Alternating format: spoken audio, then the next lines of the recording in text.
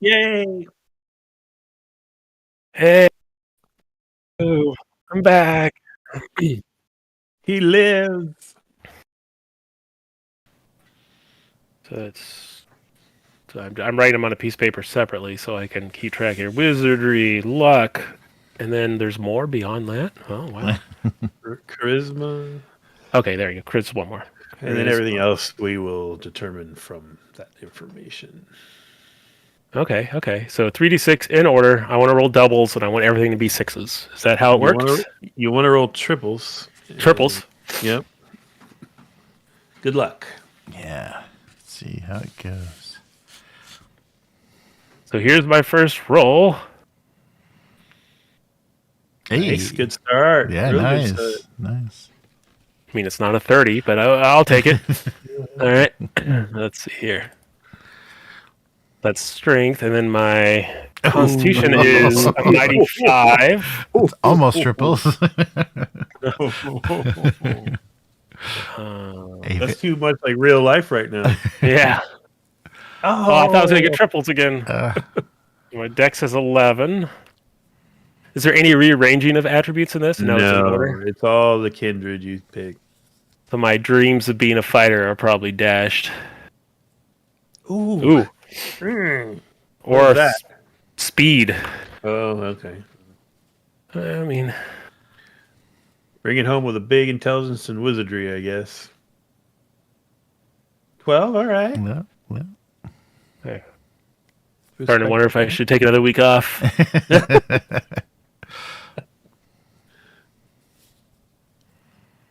Oh, what was that?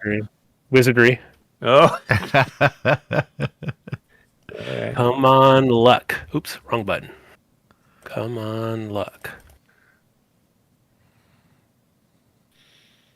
Not very lucky. Okay. Come on, charisma. That's the stat.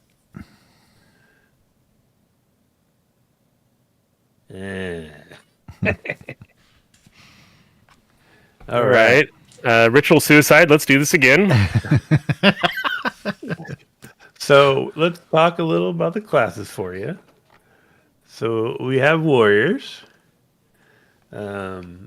Warriors, their focus is definitely strength, constitution, and also dexterity. We learned the hard way for poor Jeremy. Oh, yeah. If your dex is too low, you have problems with weapons. What is your dex right now, Will? 11. Okay. Yeah, that's pretty good. Yeah. So warriors have the thing where they get an extra d6 per level on their damage rolls. And remember, in Tunnels and Trolls, your damage roll is also basically your attack roll, with exceptions for magic and missile attacks. But their other ability is they double the value of the armor they're wearing. Oh. So their example that's just here soaks, right? Directly? Yeah. So the example they have here is someone wearing 16 points of armor. If they're a warrior, it'd be 32 points. Huge soak. The thing with them is they can't if they take more damage than their armor will start to degrade. They wear out their armor basically. And they don't do magic. Then we've got the wizards. Wizards, the crutch of the week, so that's fine. Wizards' stats are going to be like IQ and dexterity and wizardry would be the big ones. Man, those are like my good stats. That's not cool. All right, yeah, keep going. Every spell has an IQ and dex requirement, basically, or every spell level does. Wizards do some things like when they're higher level, they can cast lower level spells for cheaper. They can put a focus on a staff and make that cheaper. They suck in melee combat, so if they use a weapon that's more than 2d6, they lose all combat bonuses they might have from their attributes.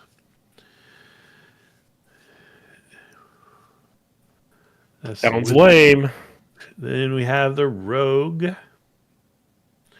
So rogues will start the game with 2 talents, and they will know 1 spell.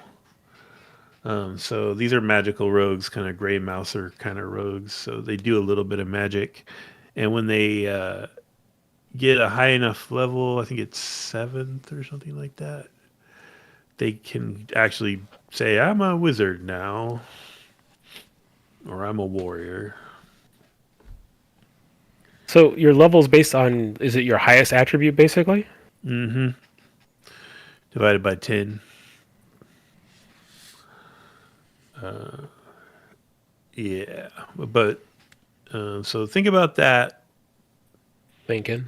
Oh, also specialist, which initially will just you'll still attach a class to it. You'll just, if you were a specialist, you'd be specialist, rogue, warrior, wizard. We didn't roll any triples, so we don't even need to talk about that. Let's talk about kindred. So we got humans and dwarves. Humans don't modify any of their attributes, but they get to re-roll a saving throw. Dwarves, there's 2 kinds of dwarves. Jeremy, I believe you are a Midgardian dwarf, right? Right. Yeah, so like they double their strength and constitution. Their charisma goes down 3 by a quarter, and they're shorter and less heavy. Yeah, thin. I'm skinny. Yeah. Dwarves, it says they have better low light vision. There's no rules for it, so we just kind of it's more narrative than anything. Elves. Elves have all kinds of modifiers, so their con goes down, their dex goes up, their IQ goes up, their wizardry goes up, their charisma goes up, and their height goes up. Unless you're See, Terry. My con is so low that divided by anything doesn't change it. So I may have tricked the system.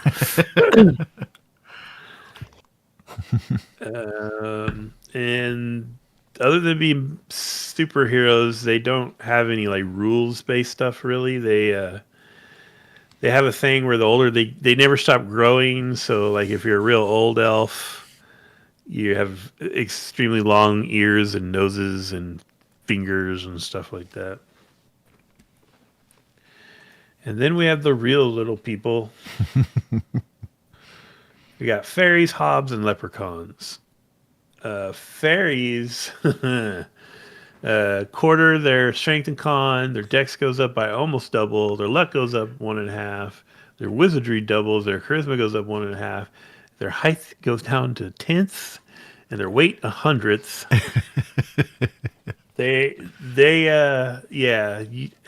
I mean, as fun as it would sound, you'd die when the wind changed direction, Will, based on what you rolled. But you're just making it more appealing now, Matt. But I hear what you're saying.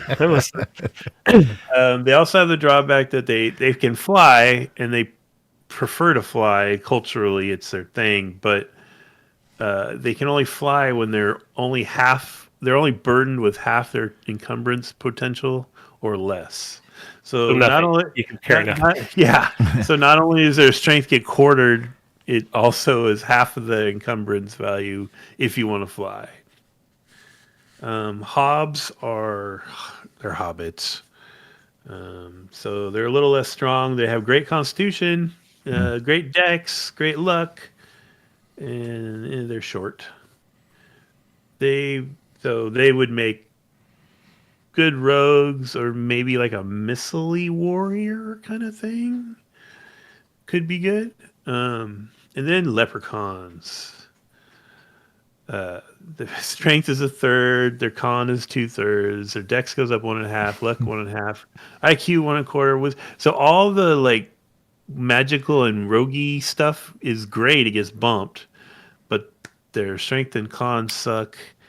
They do have a built-in natural teleport. They can teleport like 50 feet for a much cheaper wizardry spin than what a wizard normally can do.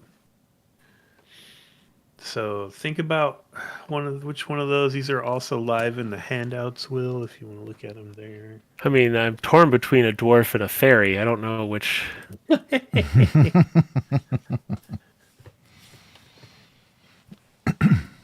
me read these dwarves to try to convince myself here. So there's two different kinds of dwarves. The dwarves like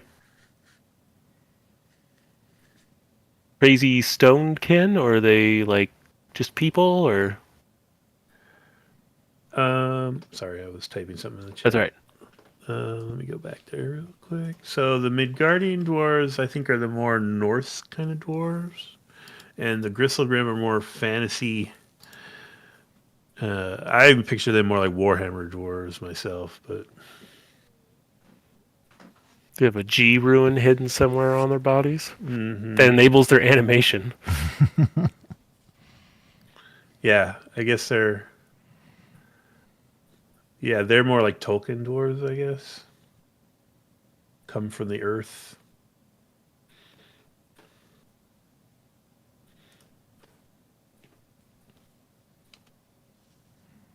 Okay. I don't know. The fairy's really calling to me. Let me look at the fairy real quick here, just to make sure.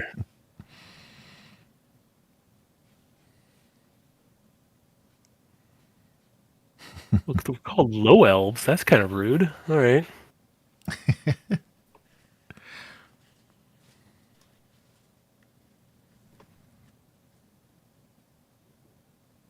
Don't confuse us with pixies, though. That will piss us off. All right. Mm-hmm. Yeah, pixies are they're like insect people, bestial insect people thing.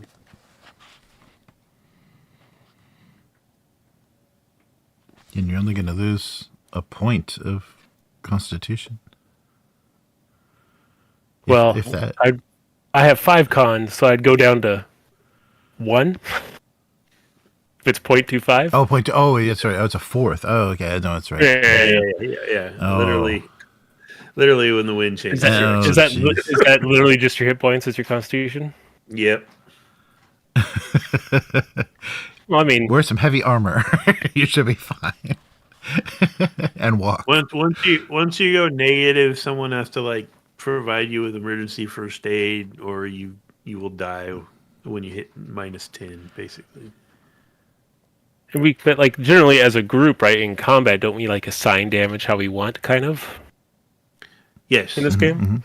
Yes. I just don't help the team at all. That's kind of cool. Yeah.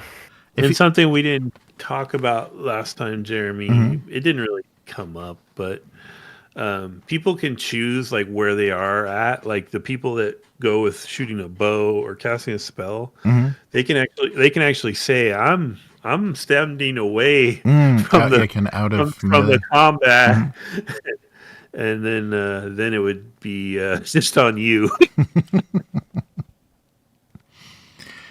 Nice. Hey, if you went Centaur, Will, you could have triple your Constitution.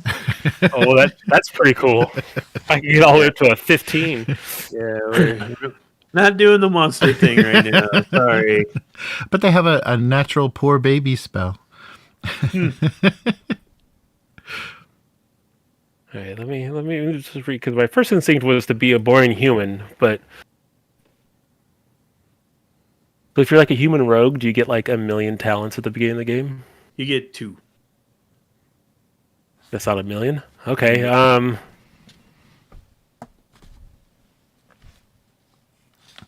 All right, I'll be a Gristlegrim dwarf. Ooh. That's right. Now we've evened the odds. Two dwarves, 2 elves. Nice. Yeah. Who still don't have a human. No humans allowed. That's what your adventuring group should be called. They don't live long enough. Yeah. Okay, so if you're going to be a Gristlegrim dwarf, double your strength, double your con, leave your dex. Your luck is 3/4. Oh, they're not lucky. IQ. Which one's luck? Oh, luck's way down here. 3/4. Haha, joke's on you again. IQ, wizardry, and charisma all stay the same. Did I just round? Normal set. rounding. Just do normal rounding. Yeah, 0.5 or above.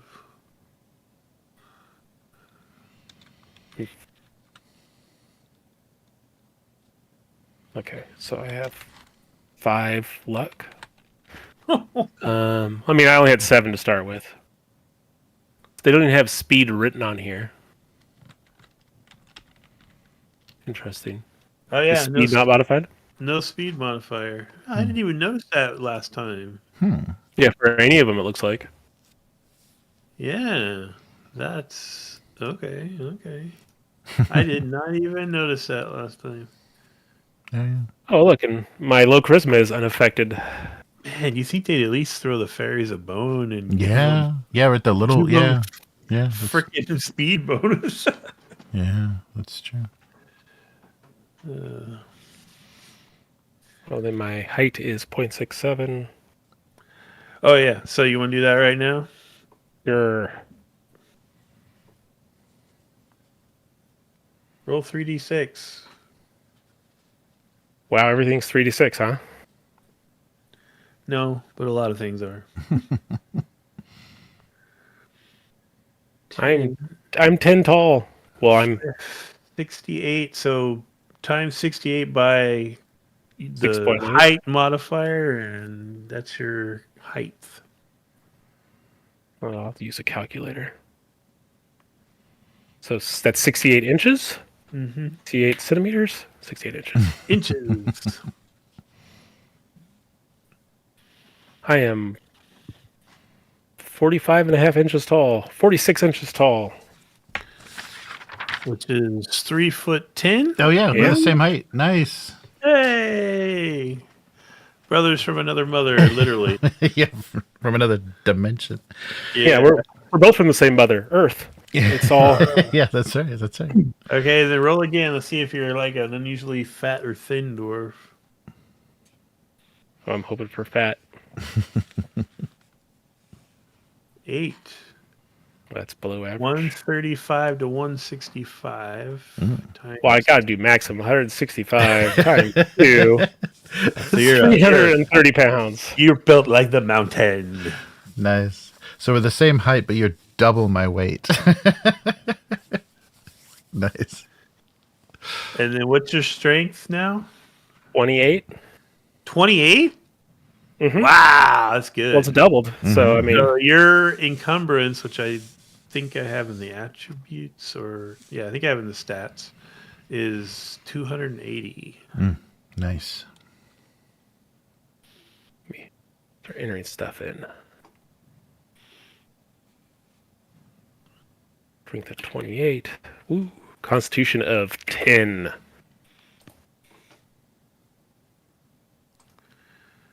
Speed of 7.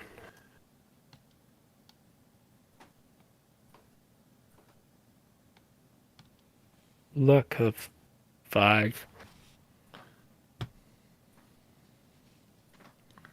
Level 2, it looks like. Encumbrance threshold is 280, you said? Yeah. 10 times. Okay. All right, and then do me a favor on the left side of your screen, go to the actions. Wait a minute, I have to confirm this. Oh yeah, always hit to confirm. Actions. And then go to add action. And there's one under there, it should say talent table. Yes. Select that and hit the confirmation. And then it should appear in your actions now. Mm-hmm. Roll on that table.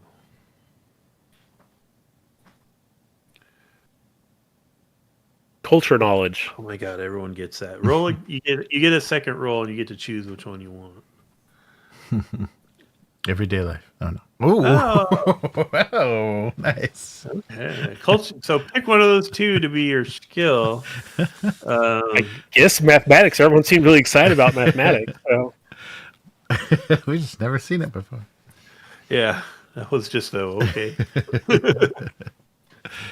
So, just give you a heads up and a heads up for anyone listening who's played this version of Tunnels and Trolls or whatever. I am using stuff from other versions. So just so you know, we'll You can spend your luck as a pool to modify your skill check roll. All 5 points of it? Yeah. So you should have a tracker for luck and a tracker for wizardry, I think. And then there's also the way they do talents is it gives you a flat +3. I'm doing a little different. I'm giving you because there's simple talents and there's more specific talents. So we're all starting with a simple talent. That's going to give you a +2 to rolls where it's relevant. Mathematics? Yes. Right. So put that under the skill part of your character sheet. Okay. And you can in the value you can put 2.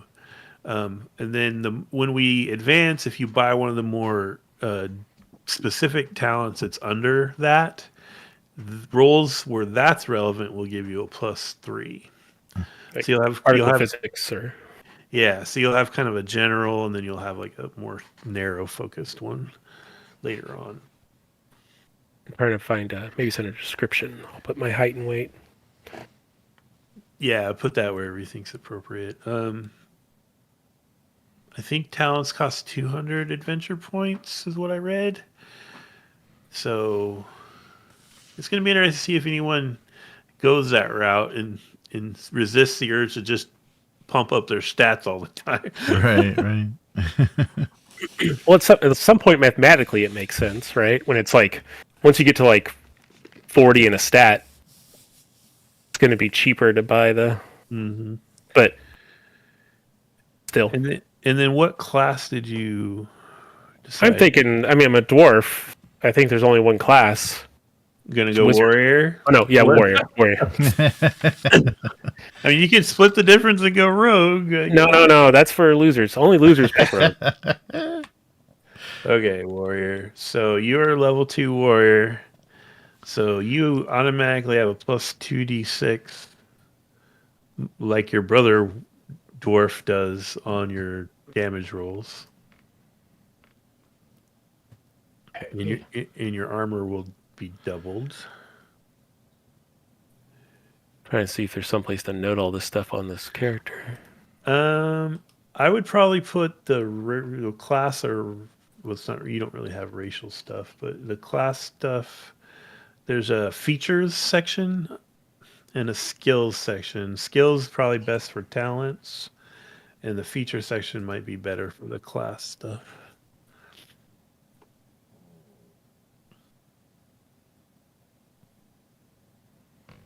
So level and d6 to damage? Or attacks? Yeah. Combat rolls. Yeah. Non-missile combat rolls. I have to keep clarifying all that.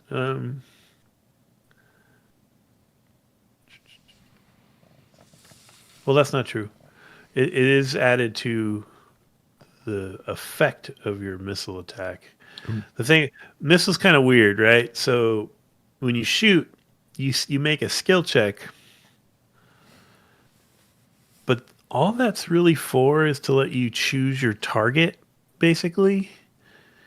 Even if you fail that skill check, you still get to add your total to the group's combat total. It's just that you get to pick where it goes if you... Yeah, yeah. Because Intelligence Control is super abstract combat, and it's 2-minute long rounds. So it's meant to be all kinds of crazy shit going on in a combat round.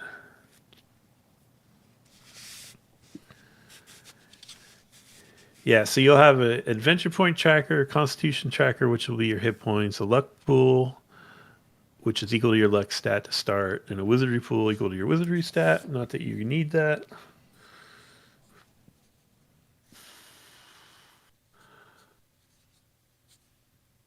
Oh, and I added one. I don't know if you noticed, Jeremy, but I added in the trackers, I believe. Yes, I added armor points. Oh, there we go. Okay. So after you get some armor, we'll want to do that one too. So that's the soak of that's the hits the armor takes? Mm-hmm. Okay. Yeah, exactly. And then that I figured I'd do it that way, so if you do have to degrade armor while we're in the middle of an adventure, you can kind of... Yeah, good idea. All right, so we got your class. Any questions before we do the next thing, Will? No, so far it's been pretty straightforward. Okay, what is your strength? 28. And your dad. Oh, I'm looking at your stats right now. What about your speed? No. Okay, well, you're getting all your combat adds from just your strength. So 16? Holy smoke. Those boar men So- are gonna be dropping.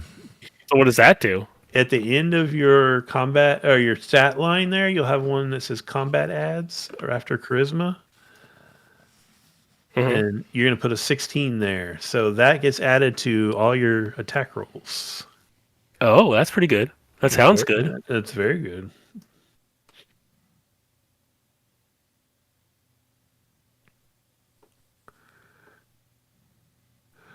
Polemos of Ajax. Oh, nice. I threw some words together. I'm still workshopping it. Dwarves like the letter X, apparently. Well, originally I was Ajax of something, and I looked down and I was like, oh, that's a little too... Yeah. I mean, I guess for dwarves, we have our thing. I'll be of Ajax instead of Ajax as my... Nice. All right, and then after you get that, we'll do your money.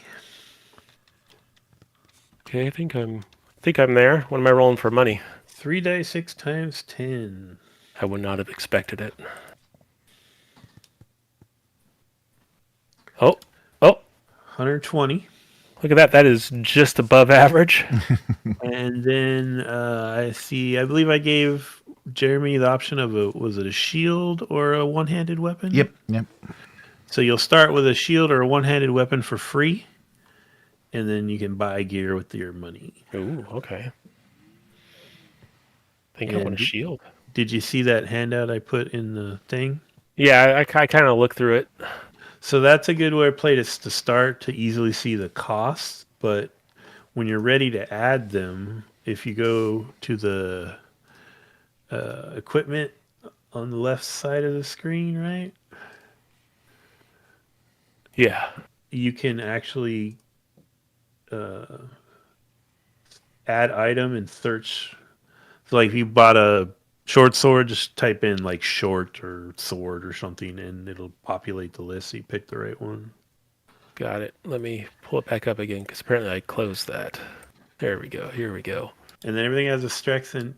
All the weapons have a strength and dex Oh no. requirement. Oh no. Let me see what shields and armors and stuff require.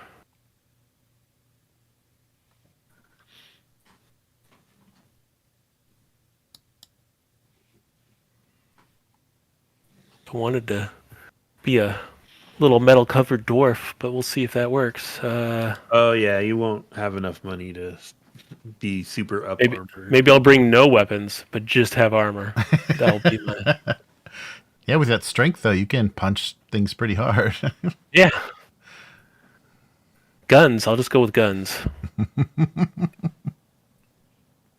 Oh, armor just gives you dex penalties? Yeah. Yes. And some of it doesn't. Like a male coif does not, or I'm looking for cost. There's cost. Oh. Yeah. Oh. yeah, Oh. they're not cheap. My dreams of being a little angry metal man. Someday. I'll just have nothing but a helm. And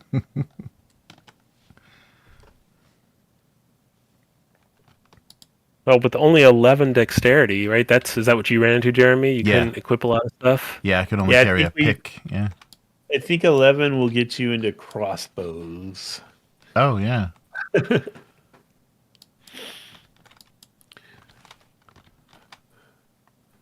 Why does it have a slash?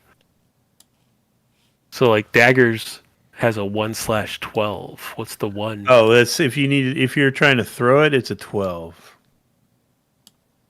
Oh, okay. Oh, see, I could use a trollish dagger. There you go. It only has a 10, right? Something. It's a big old short knife. See, hefted weapons. I think I just want to go for...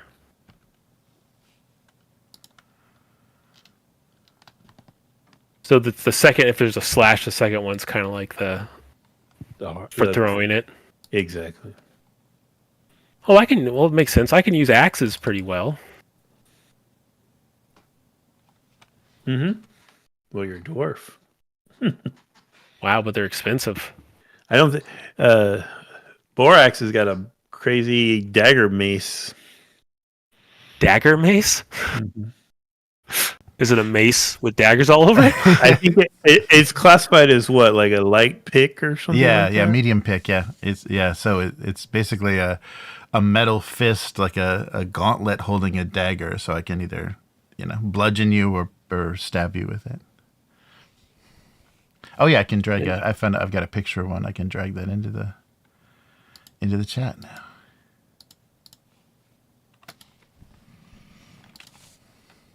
Let's see. I mean, I really want a big old axe, but that's like all my money. Let's see if I want to do that way. I mean, we don't need gear, right? That's for... It probably wants some gear. Oh, let me scroll down here. Look at the shield that I got for free and see what it does.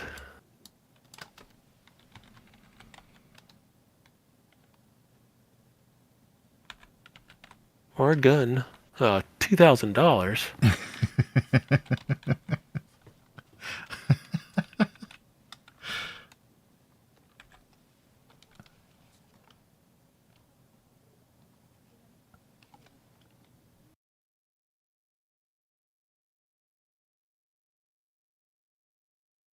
See, I could use a big old shield.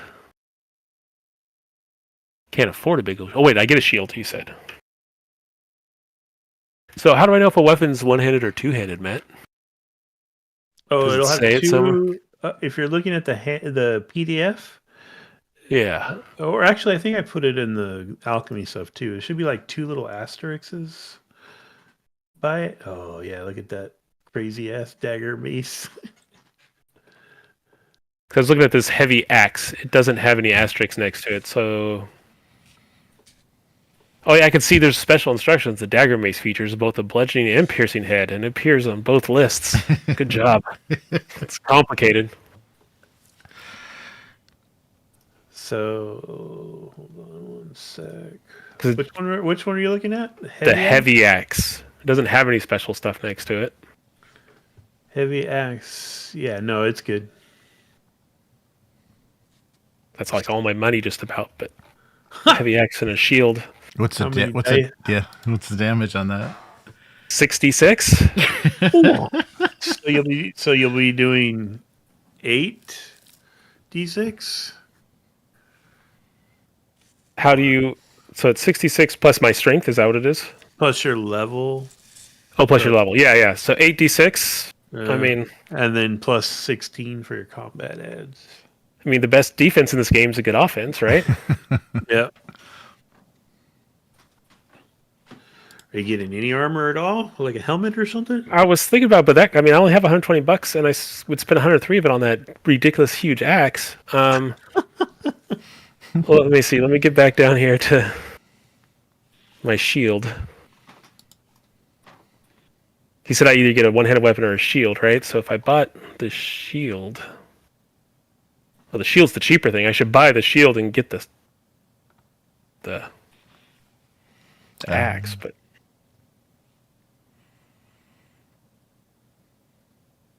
So it looks like... So, like, the shield, like the knight shield has hits of 5. So is that just like 5 extra health, or is it reduce all damage by 5, kind of like armor? It's armor. Ooh. And that's double. Man, Yeah. Oh, well then. Oh yeah, there's spiked shields. I believe Yeah. Borax has a spike shield, right? Yep. Yeah, it does an additional 2d6. What? That's pretty cool too. Yeah, there's a spike and a bladed shield, I think. I think the dex for bladed shields are higher. And there's a double-bladed shield. Just hilarious. Double-bladed shield? I don't Yeah, even understand what's happening at this point, but I'm So, getting like, excited. Imagine a big shield, and it's literally got like a short sword coming out the top and a short sword coming out the bottom.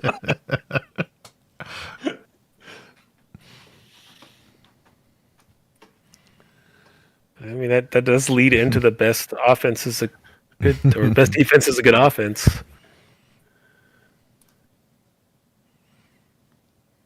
All right. I'll just do the standard spike shield because now that I know that's a thing, I can't walk away from it.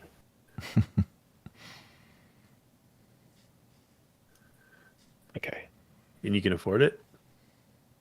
Well, can I have that? Yeah, I'll buy the spike shield. Oh, you can take one of those as your free thing. Yeah, so I'll take the shield as I'll pay for the shield and I'll get the hand axe as my free weapon. Is that cool? Because it's a free one-hand weapon.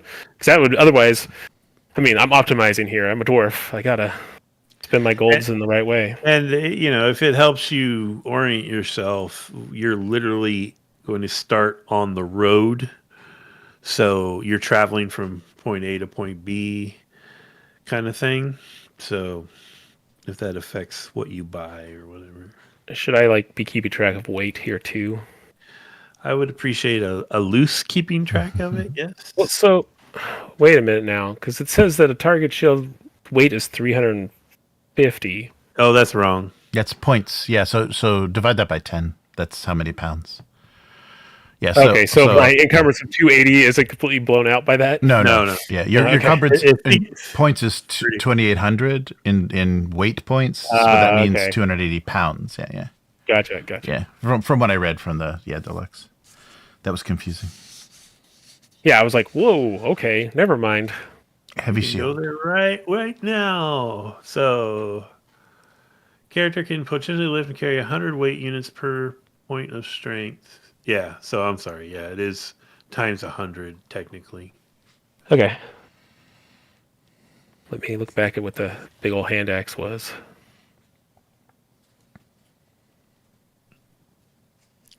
Mostly, I just don't want to get in a situation where and then I pull out my other halberd. What? I mean, but if you're going to have one, you probably should have two. Someone needs to become a polearm person because there's a ton of polearms in this game. Yeah.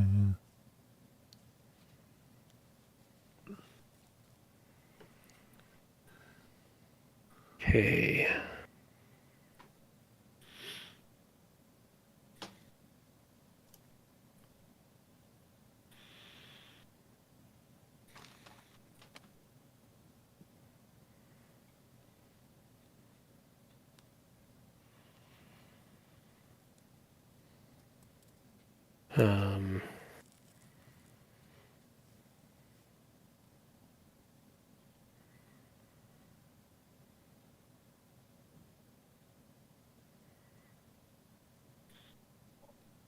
Trying to find stuff. Okay, I finally scrolled down far enough. Here we go.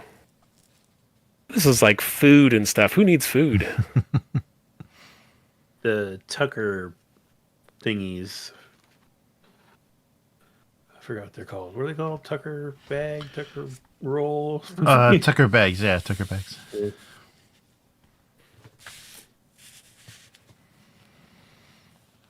Or you could just fall down a hole and find some mushrooms like these guys did. Well, I'll plan on falling in some holes too, but the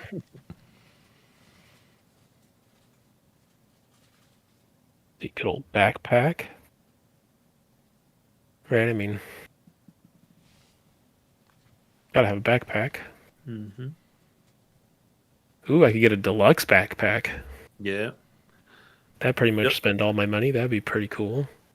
Dylan was all set to get one of those, and then he wanted to buy more weapons, so he changed it to the crappy backpack.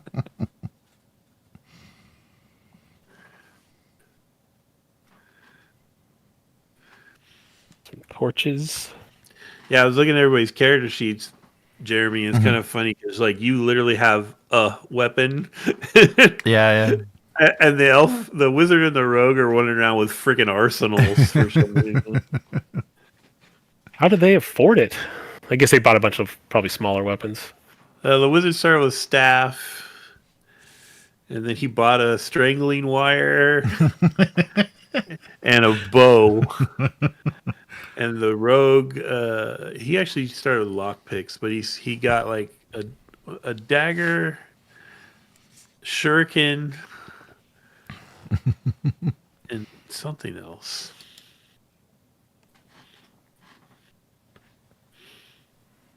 Got to buy some rope. No one probably has rope, huh? Oh no, yeah, we didn't. Yeah, no one bought rope. And we're trying to catch a dog. Oh yeah.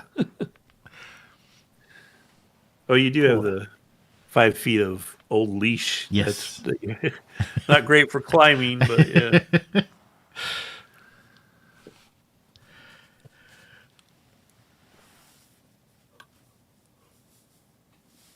Well, 1.2.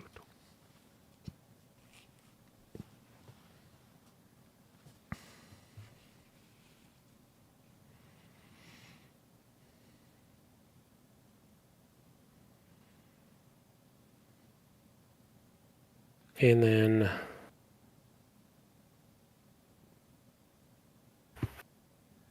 I don't think I'm going to worry about vampires in this game, so no need for a mirror. Yeah, I'll probably avoid vampires in this game. Probably. Guess I just need to make sure. Okay, I got rope, torches, and flint and steel. I probably should just get some. Not a box of Dwarven matches? I mean, no, I'm good.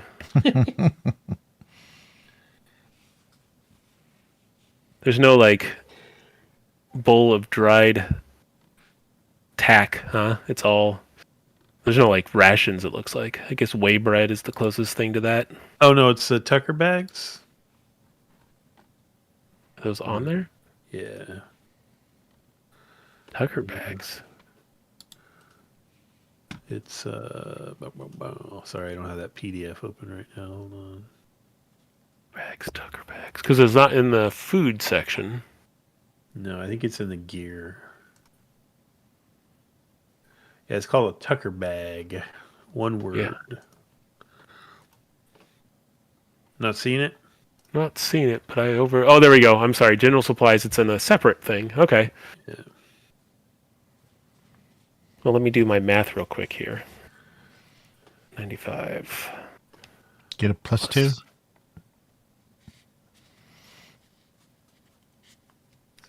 What's that? You get a +2 for doing your math. That's true. That's only in character, though. Ah.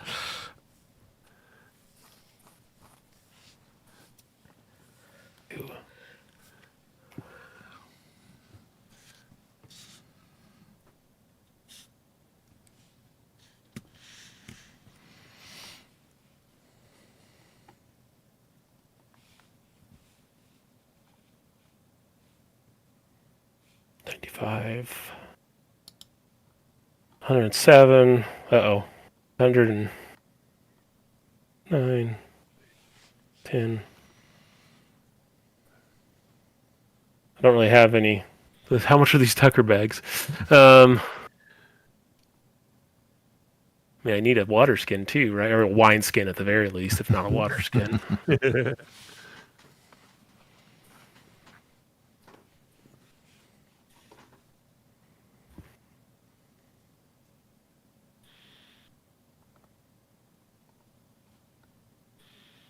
Well, that's not as much food as I want, but 2 days of 2 Tucker bags. Yeah, that works.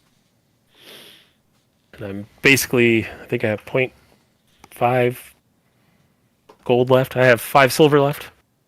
Yeah, everyone was pretty close to broke, I think, when we finished. Let me put this all in my actual character then.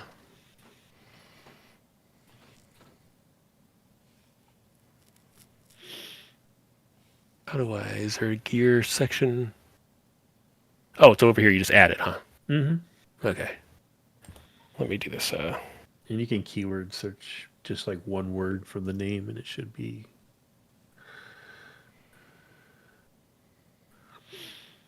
Just a. Oh wait, double-bladed or single-bladed shield requires 12 dexterity. It seems like that was different at the thing I read. Was it? So Might be a typo. let me. Oh no, I closed it again. How do I keep doing that? I'm opening it right now. Maybe I just read the wrong thing. I may have got excited and read the wrong line. Yeah, the spike and the blade I think are pretty different stats. Single bladed is 912. Double bladed is 814. Spiked is 10:8. Okay, that must have been what I was doing. Because I think that's what I was remember seeing. Let me find that. Cost with Shields. spike is 75. Okay, yeah, that's what I wrote down. I just did the wrong thing. What's the spike do? Is it 2d6? Yep. Yes.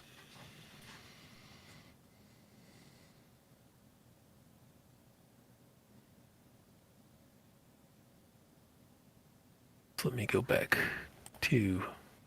Oh no, I have too many things open now.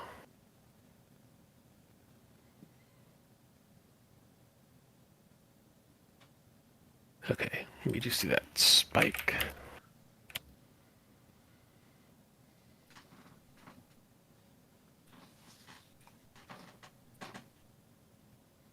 You just hit the check mark? Oh, but that closes it when you do it. Okay, add item. Yeah, just add everything, and then yeah, because it all stays. So kind of batch add.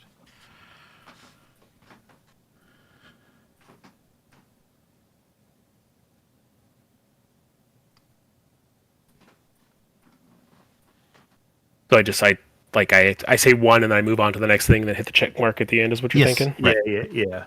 Basically, when you're all done, hit the check mark.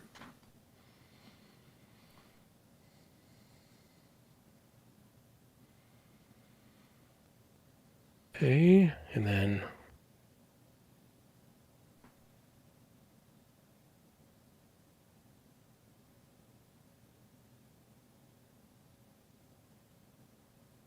Tucker bag. My wine skin.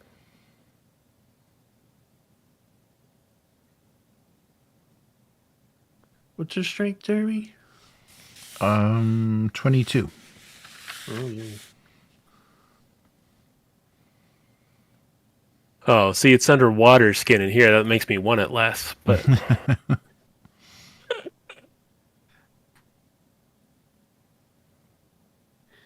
You can put wine in a water skin. It's okay. Or you put water in a wine skin, and it'd be like weak wine tasting or something. yeah, just let it soak and get all that good leather and wine flavor. Okay. Doing good so far.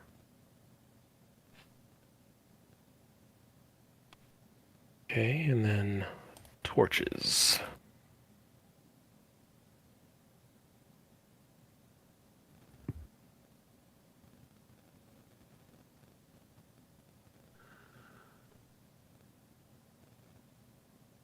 Backpack. Ooh. I'm going to share a picture of what the inspiration for the double-bladed shield is. They're wicked looking. Ooh. Oh, nice. I'll pop that, yeah, bigger on the... Nice. Let's see, I bought 30 feet of rope, but it's in 25-foot increments here. That's going to make me do some math again.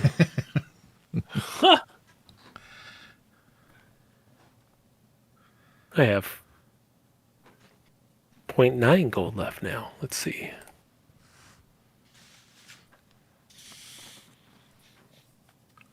All right, let me put that in my...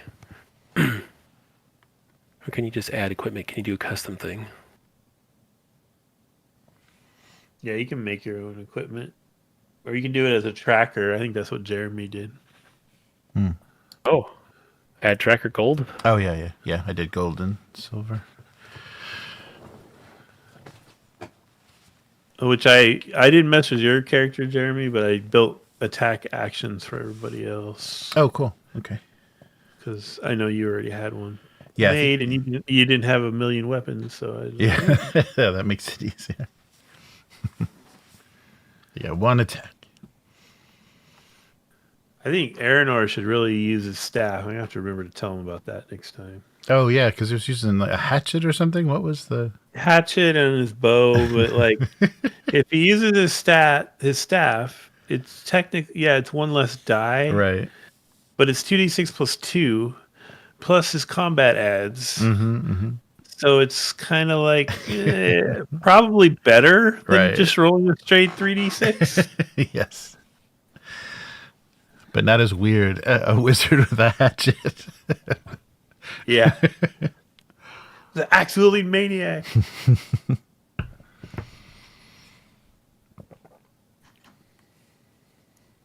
Yeah, look at that. He rolled a 4 and got a 16. Oh wow, yeah. Yeah, he needs to do that. Yeah, that's good.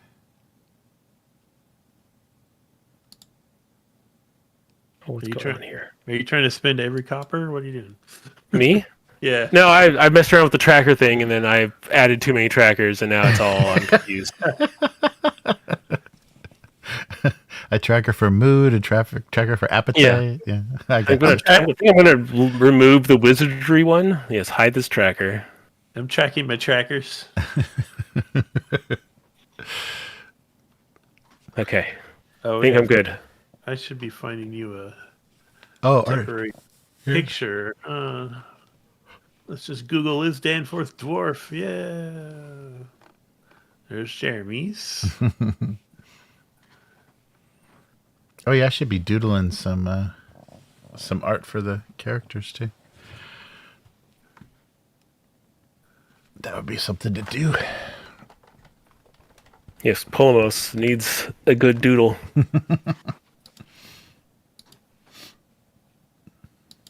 Oh, that's interesting. I guess she didn't do a lot of dwarfs. All right, let's see.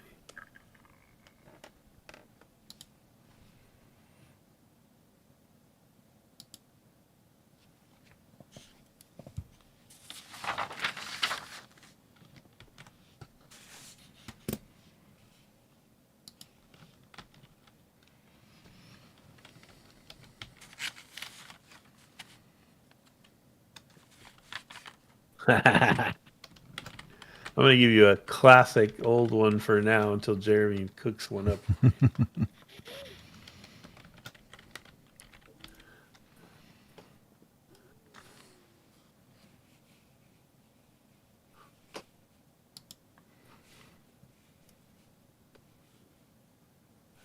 Any questions, Will, about how things work or anything? I mean, not offhand. I mean, as soon as we start doing anything, I'll be confused. But I have a great helm. Oh, So Oh, do I nice. double its armor too? Yep. Okay, let me figure out what that adds up to because I closed things and now I'm confused again. I think both of us, if we've both got that spiked shield, I think it's a 4-foot shield, so we're both going to be barely peeking out from behind these giant shields. Yeah. There was much teasing going on because Terry rolled extremely low on his height, and these are the tall, like Tolkien elves. Mm-hmm. So Dylan's rogue, I think, is 6'9", but Terry is like 5'9". So Dylan kept calling him and Jeremy the shorties.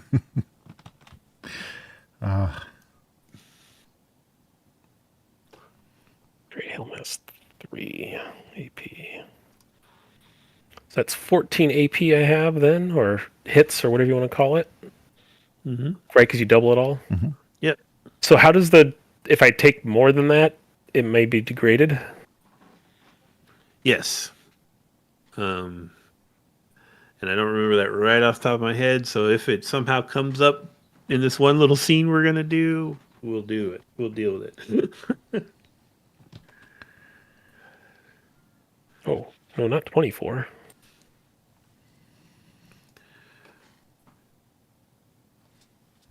Let's see, where was that? I should probably look at it. My luck pool is just my luck, right? Yeah. All 5 points.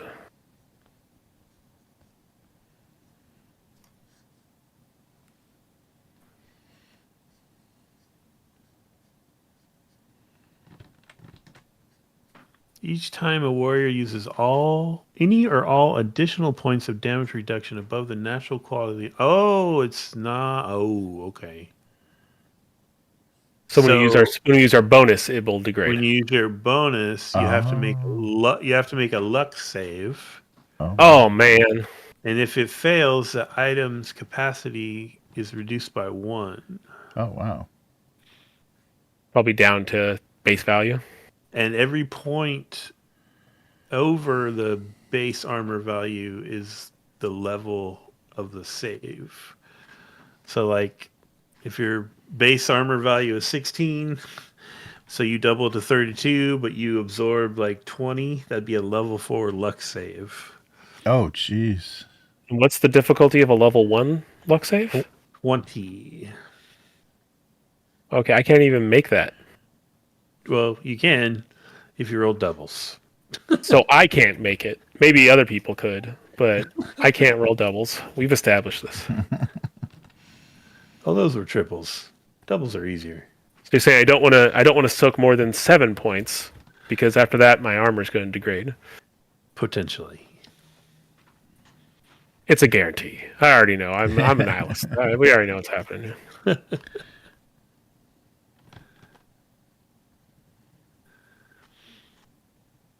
All right, just let me know when you're ready, and we'll kick off this little scene here. I think Polemos, Guardian of House Ajax, is ready. House Ajax? Is that what I heard? Yes, my name's gotten longer. It's going to keep growing as we go. Did you It doesn't fit. Did you see the picture I added? It's He's not quite wide enough, but I'll go with it for now. I think he's one of the old grenadier dwarves. Oh, nice. Yeah. All right, let's get you going here. So imagine a black screen that says 2 days earlier.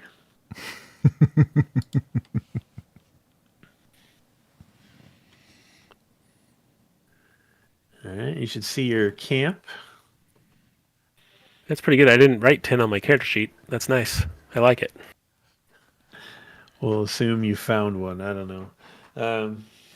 So you were traveling from the mountain trading town of Jagan's Notch to an elven trading town known as Elm's Bastion on the outskirts of an elven forest, because you had heard that the elves were paying a good wage for adventurers to take on dangerous assignments. Yeah, they won't do anything tough themselves. That makes sense. Exactly.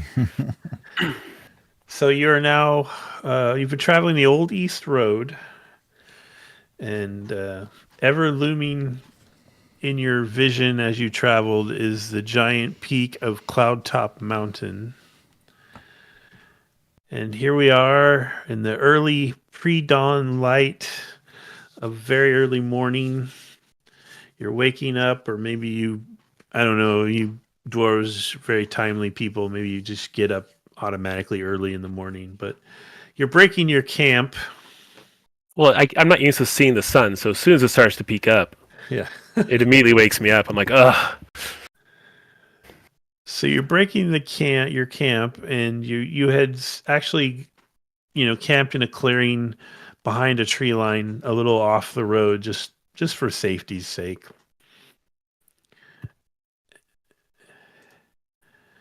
Knowing that you only had 1 day more to go, when suddenly the birds calls and wolf howls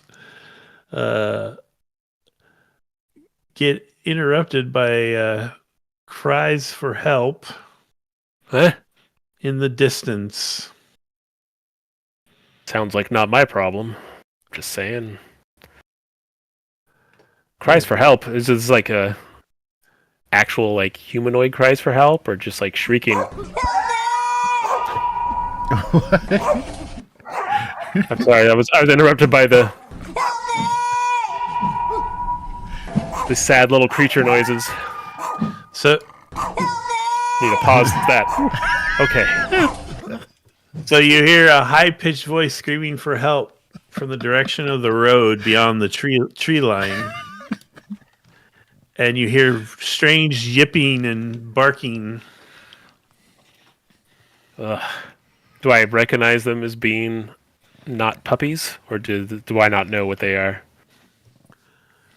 I mean, I am good at mathematics, so if that comes into play here. I'll let you make... Oh, that would be really hard to make. Go ahead and make like a level 3 intelligence, so that'd be a 30. All right, am I just gonna roll 2d6 and add some numbers to it? Roll 2d6 and add your intelligence. Come on, lucky me. 7 plus... I'm sure I don't have a 20-something intelligence. My intelligence is 12, so 19. I made a level 0. They're definitely not puppies, as you said, but you're not sure what the nature of them is. It must be I could wolves. play that annoying recording for you again if you like. No, I mean, the annoying recording has a title on it. I know what they are. Oh, no. Must be wolves. I don't know. They have, all dogs are puppies to me. So I probably should have renamed that. Oops, my bad. Yeah. And I hear actual someone crying for help too. Yeah, you heard a real high pitch. If you there was a high pitched scream of help in that little thing. Oh, was there? I couldn't hear it over all the yipping. I will. I'm alone, right? Mm-hmm. There's no other. Mm-hmm. You are. I'll pick up my axe, my shield, and throw on my. I mean, I'm easy to gear up. Throw on this helmet, axe and shield, and don't exactly with this speed score. I don't exactly go running, but I start tromping my way over towards these little puppy noises I'm hearing. Okay. I'm assuming it's baby wolves or something. I mean, that's the only thing that would make sense. So are you making haste then, or are you trying to be stealthy? No, I'm not trying to be stealthy. Okay. I wouldn't say I was being hasty either, though. But yes, I am grumpily tromping. Oh, that doesn't look good. So you breach the tree line, and you see on the road a small, rickety wooden cart with a leprechaun dressed in mostly red. And he's waving a stick and trying to hold 4 kobolds, blue-furred kobolds at bay. Now, as a dwarf, which one of these is naturally more an enemy to me? The leprechaun or the kobolds? Do I immediately side with the kobolds and we take this leprechaun out? No, probably not. Kobolds come in a lot of different strains. Go ahead and make another intelligence roll. We'll do level 2 this time. Why? So what? Just so I know, what's that target number? Is it 25? 25. 25. Man. Come on, I need to open in this. Oh, that's a fumble. Oh. We're going to go ahead and say you have a major... I do think the leprechauns are bad. You have a major gap in your knowledge about kobolds, apparently. Must be because your people came from another dimension. But they're poking at him with spears, and he's like waving them back with a stick. How many of them is there? 4. And how big is a kobold? These ones are they're about the leprechaun size, so they're like 2.5 feet tall. Oh, they're shorter than I am. Okay. Yeah, they're smaller than you.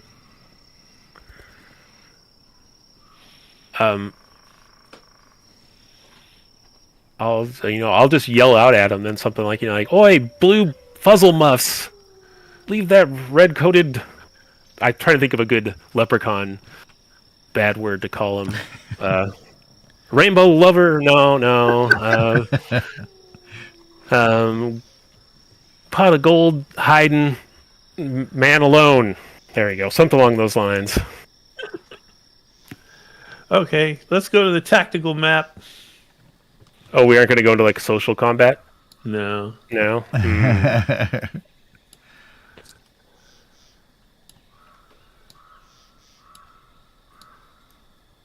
And you can remember you can turn the grid off, and you can use your left button to move the around, and your mouse wheel to zoom in and out.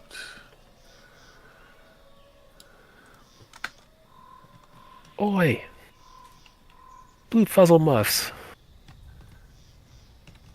Okay. I assume that's how dwarves talk. Can you see the leprechaun in the cart now? I can see the leprechaun, but I can't see any of the Oh yeah, I haven't put them out yet. kobolds. Hey, they're blue. I just caught onto that. Good job. Uh-huh. Yeah. Are kobolds always blue in this game? Nope, there's different kinds, but you fumbled, so I'm not telling you anything else. Can you see the kobolds? Yes. They have half-size tokens, so feel free to zoom in. Because they are small. All right, so you shout at them. They turn and lower their primitive spears in your direction. What do you want to do?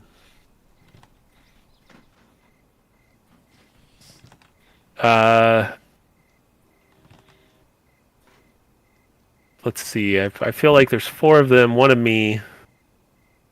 I see there's this weird looking bushy thing down here. I'm going to waddle over to this thing and give it a good chop with my axe in an intimidating fashion to show what I can do to those little guys if they don't run off right now. Okay, so you want to try to intimidate them? I'm going to try to intimidate them by chopping down a bush. Sure, give me a charisma check. We'll say level 3, so 30. Why? I feel like you're just doing this to mock me at this point. Let's see here. 17? Huh? Okay, so they're not intimidated. It's probably because there's 4 of them and 1 of you. So they come rushing over. I mean, yep. There we go. That's right, everyone. If you're not paying attention, kobolds are little dog people. They're not little dragon people.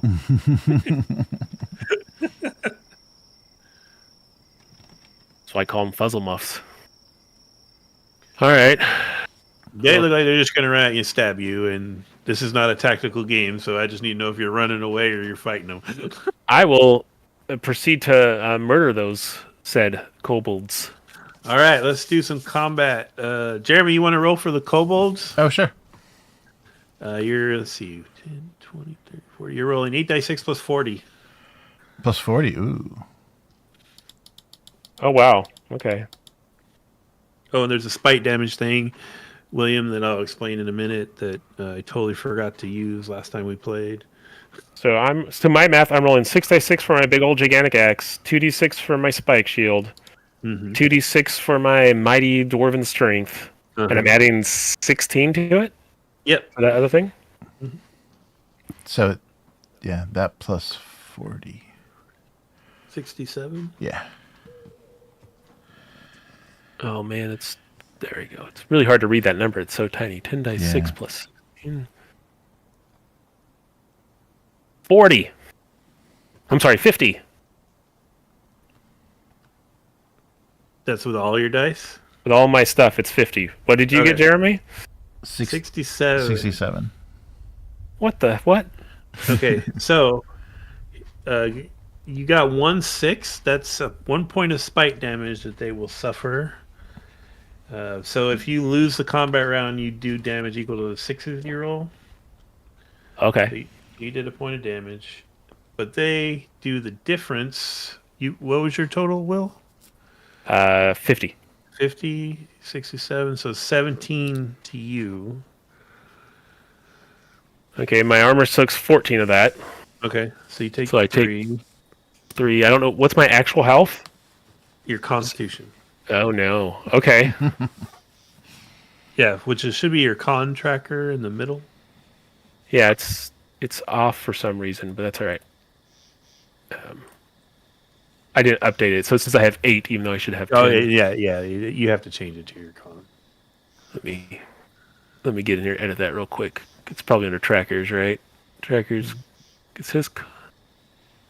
It should be the first 2. Should be constitution and adventure Yeah. point. Let me change it.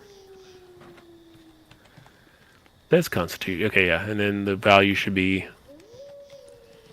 Okay, everything's fine. We're fine here. All right, and now I have to fail a luck roll, or my armor degrades. So how many went over? How my far base over? number? It went over, like 7 or like something? 10, 10? right? Because I took 17 damage, right? And I have 7 base armor, Okay. so 10. So that's an impossible number I need to roll right now. Let's see. Just make a luck check, and if you keep getting doubles, we'll actually figure out what it was. 11. Okay, so it goes down. It goes down 1. Okay. All right, so you've met out in this open area here. They surrounded you. They're yipping and poking at you. Oh my god. Another I'm gonna round. Roll again. I thought I was a hero.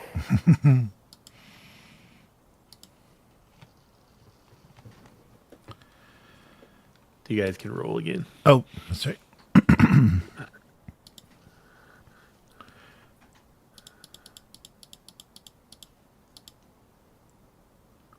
Ugh. Oh no! Uh-oh. I died. I just died. I think. Oh shit! I messed up. It's actually plus 20. Oh. I messed up. Oh, okay. So that last one was, only 47? Yeah. Oh, I actually did 3 damage to them last time. Then that's right. Yeah. So give yourself that armor point back and the hit points back. I messed up. Did the math wrong. No, slightly better. I'll give them 3 points of damage. So it looks like they got a 51. Yeah, that's unfortunate. I got a 47. Okay, so they did beat you, They did beat me. but your armor will just absorb that. Yeah, and I didn't roll any 6s. So. Oh, okay. Okay, so round 3. Oh my god, I'm gonna die. Jeremy, you're only adding 18 now. 18 still. Oh, they're getting tired.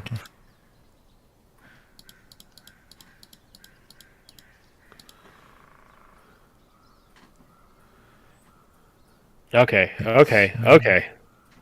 So 40, 59. 44. 15. So you grievously wound one and you just cut one in half with your axe. Something strange happens. It falls to the ground in pieces, and those pieces just sort of dissolve into a pile of blue powder. Leprechaun shenanigans. Uh-oh. 30, 21, right?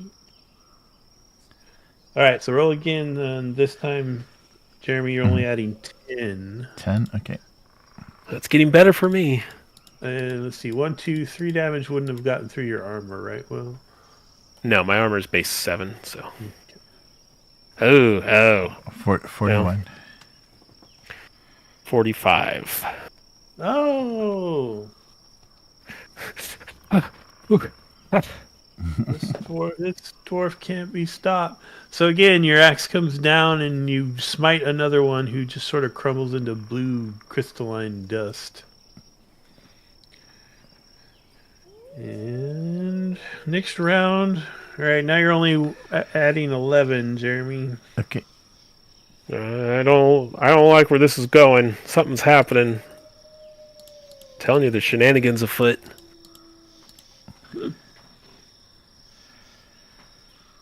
Oh, lots of sixes. Oh no. 42. 47? 5 more. Oh, it's hanging on.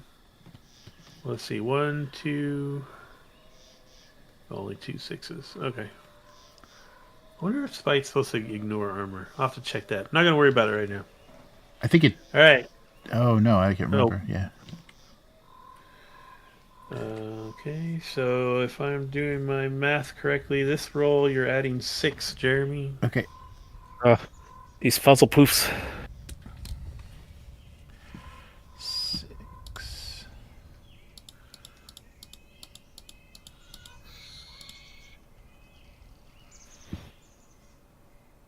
Oh, 30. 53. Ooh. Oh, Finally, turned the tide. destroyed another one. They're leaving little piles of blue salt on the ground. Now there's only one who's adding 2, it looks like. Not looking good for him as he like desperately stabs at your crotch with his little spear. Joke's on him. That's the part I guard the most. Ha! 53 again. Oh yeah, okay. You smite the last one. And then as you're kind of looking around, having just carved up these 4 little kobolds. I start kicking the piles into the air. Ah! Yeah, it's just this kind of blue crystalline dust that flies off when you kick it. The leprechaun disappears and suddenly appears next to you. Thank you so much. Is this? What did you do to? Did you make these things? What? No, I am Chaffley Goodfellow, and you've saved my life. Well, Chaffley, I'm glad that you're okay, I suppose. Where did they come from? They just caught me on the road. I was traveling to the woods to the east. And you notice now that he's got a bunch of junk in the back of his cart.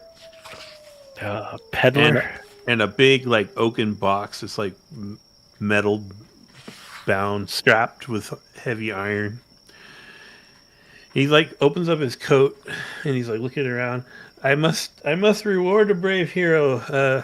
You'll forgive me, my kind only typically trade in gold. And he pulls out this gold rope that's about three feet long. And I hope this will in some way repay you for your brave deed today. Thank you and all. Is it? I gently reach out and then yoink it out of his hand at the last moment. Yeah. He says, of course, brave hero. I start chewing on it. Does it feel like it's really gold? Yeah, you bring it up to your hands and you realize that it wraps around your wrists. And then your vision starts to get blurry. Leprechaun shenanigans. Make a con check, level 4. Oh my god. What is that? 35? It's irrelevant what it is, Matt, is what it is. 10. Okay. Leprechaun shenanigans. And then I collapse. And then with a heavy thud, you fall over face first on the ground, and everything goes black. Good news is, add 40 to your adventure points for smiting the kobolds. Yeah, nice. Ooh. You only get points for doing all these saves if you actually succeed. Is that how it works? Yeah, in this version of the rules, I'm going to say this for people that played for it does say to give it for the failed ones, but it also talks about divvying up monster points, and I'm not doing that. So everyone gets full value on the monsters defeated in combat, but we're not going to do the failed skill roll points. So the rest of this is a montage of you like in a daze, opening your eyes, and like the first time it happens, you look up and you see like the blue face of one of those furry kobolds looking down at you with his tongue hanging out. And then the red-hatted leprechaun's face comes into view too. And then you black out. Shenanigans. Ugh. And then in the blackness you hear bits and pieces of conversation like, hurry up, get him loaded, we're late. And you hear dragging sounds, and then you hear like the creaking of cartwheels. It's funny, you didn't see any kind of animal around that would have pulled this cart. Probably a big old blue cobalt. Probably 4 little kobolds. Yeah. And then there's sort of the, sort of cinematic montage of you kind of coming to for a minute, and you see like trees moving by, and then all of a sudden you see this. You have no idea how much time has passed. No idea, except that maybe it's like dark now. And then all of a sudden you see,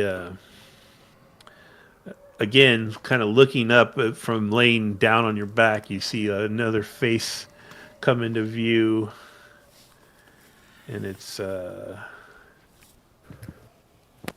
very different. Oof. And now I'm having trouble finding the stupid picture. I guess I could just tell you it's in the handouts. Nope, here it is. I'm going to add it to the journal so we have it again.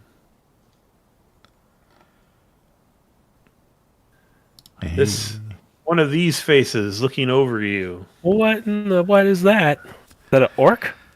No, it is not an orc. And it grunts a lot.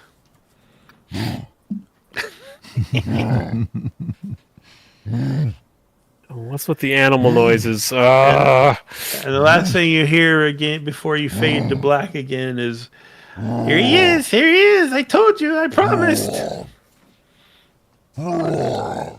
End scene. So man.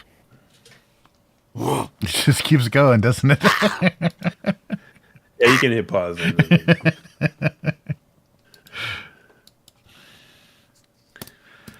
That was it. That's Nice. literally just how we're getting you into the Cave of the Boarmen. So we're gonna Is that fight. what that is? Is that a boar man? Is that what that is? Oh, nice. Yeah, he's a Boar tribe troglodyte. Nice. I can let's see if is there an environmental picture here I could safely show you without Well, spoiling. my first instinct is just walk away and let the There you leprechaun go. be killed. This is kind of something. Maybe you see something like this in your Nice. waking up and blacking out. Should just gonna walk away from any future leprechauns in trouble. Just avoid the ones with red caps. It's like a red top hat, though, right? He was fancy. Yeah. Nice.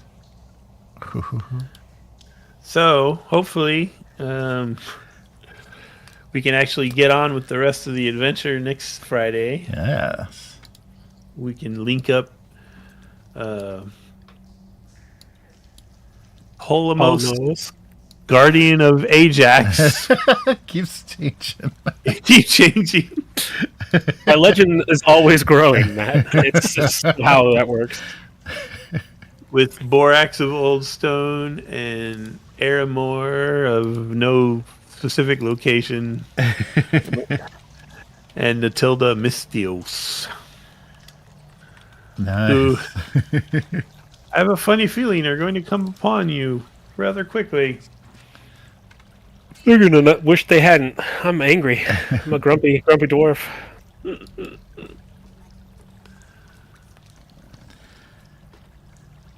I was gonna ask him if he could give me a ride.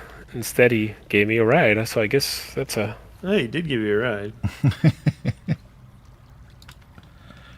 So no good deed goes unpunished. That's what I've learned.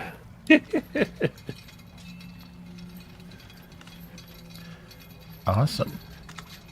Can't wait to get everybody linked up. It'll be interesting. I'll have to take into consideration you got 2 really powerful dwarves now. Yeah, you're gonna have to mob us with some boar men, some troglodytes, because we can swing pretty hard.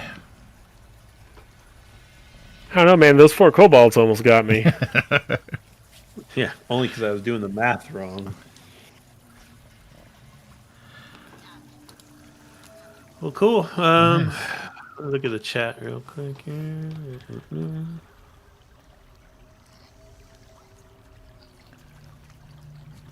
So did you guys meet Schaffler Goodfellow before? No? No, they didn't. Oh. They met a dwarf who was really in need, named Emster Stonepetal. That guy right there. Stone Pedal, huh? I don't know, man. I feel like there's 2 types of dwarves in this world. You're right, there are. There's the cool kind, and then whatever Stone Pedal has going on there. That feels more gnome energy to me. I'm just saying. Yeah. Everyone was saying you look like a gnome, but they're closely related, so there's some fashion overlap. He's probably Midgardian because that's a very Nordic-looking outfit. Yeah. He looks weighted, and he's not like. I mean, my guy's what? What did we just say? My guy's like 3'10", and he's 330 pounds. So like, that guy is not a dwarf in my mind.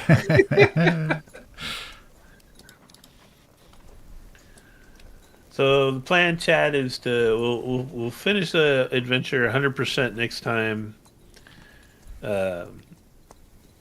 We had to get Will's character made, so that's sorry for the dry character creation stuff happening again. But he's in it to win it now. Everyone's got a character, and we'll pick up in the adventure where we left off last time. Glad I didn't make that pixie. They would not have had a good. Yeah, that would have been a lot harder. The leprechaun probably would have just grabbed you and said, "All right, we're going." Well, I would have been probably sneakier. I should have. Oh, good. No, I should have like snorted all that blue powder or something. I should have got rid of it so that he would have been down cobalts.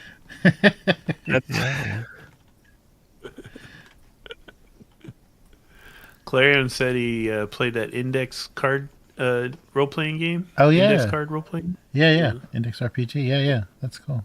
Doesn't sound like he was super sold on it. Oh, no. It's a really simple system from what I remember. Yeah. I've just watched. Well, it's good. videos It's on just it. a normal D20 type system, isn't it? For the most part. Yeah, but isn't it like super stripped down? Like I very think it's little one of those. going.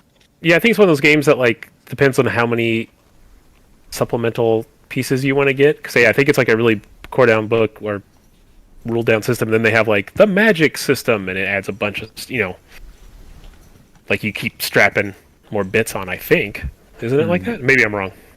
I don't know. I'm not sure. I just remember people bragging about how you can just play it on a card. Right. That Runehammer guy was a big fan of that. I don't know if you guys ever watched any of his stuff. Oh, Clarion says the GM doesn't roll. Okay. It's one of those. Oh, okay.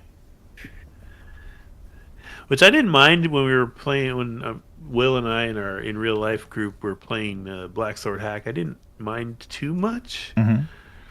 But what's that other one that I just don't like? Oh, the Cypher system. Oh, yeah. Yeah, but that Cypher has a lot of bad stuff going on with it. I think. Yeah. That's not the worst of it. Yeah. No, that's not the word. That's not at all. Yeah, I didn't like that system at all, but some people really love it. I'm telling you, it has it's the two things, right? I'm not into like GM meta currencies, and I'm not into every role telling a story because I feel like every role already tells a story. Like I don't need more rules to tell me to make stuff up. That just always feels weird. That's me being a grumpy person, though. Yeah, I'm correct, but I'm still grumpy about it. No, I'm with you. I like it to be more like what makes sense in the moment and what the players put into it, right? What you guys narrate for your characters is more interesting to me than like the Genesis system where you're deciphering 6 dice and you're like, okay, wait a minute. But then it's nice to have some outliers like a fumble and a critical kind of thing, just to spice things up once in a while. Yeah, but I feel like, yeah. I guess I was really thinking of Genesis, not of Cypher specifically, when I was thinking of the dice telling you a million things. But oh yeah, no, Cypher is a 20-sided. Yeah. Genesis is the one that I'm grumpy about. Yeah. Okay. All right. So Cypher, I don't think I've done more than read books, so I can't be mad about it yet. So we'll have to. I think we made characters and tried for a half a second. Oh. It's the original game was that weird Numenaria, right? Numenaria. Yeah. Oh yeah. Yeah, I liked the concept. I liked the idea of how you made characters in that. I like the like noun adjective type way where you're like, I'm a so-and-so that harnesses the blazing sun to yakety schmackety. Like you have like a title you make for your character, and that's like your whole thing. I thought that in concept was cool, but it seemed like it was a little bit more cumbersome mechanically. Yeah, I don't know if I've played it for more than a half of a second. Yeah, I think we played the dumb deck builder game that was based on it more than. Yeah. And there's that other one, the one Free League does that doesn't have GM rules. What's that one? Oh, it's a D20 game too. Symborum? No?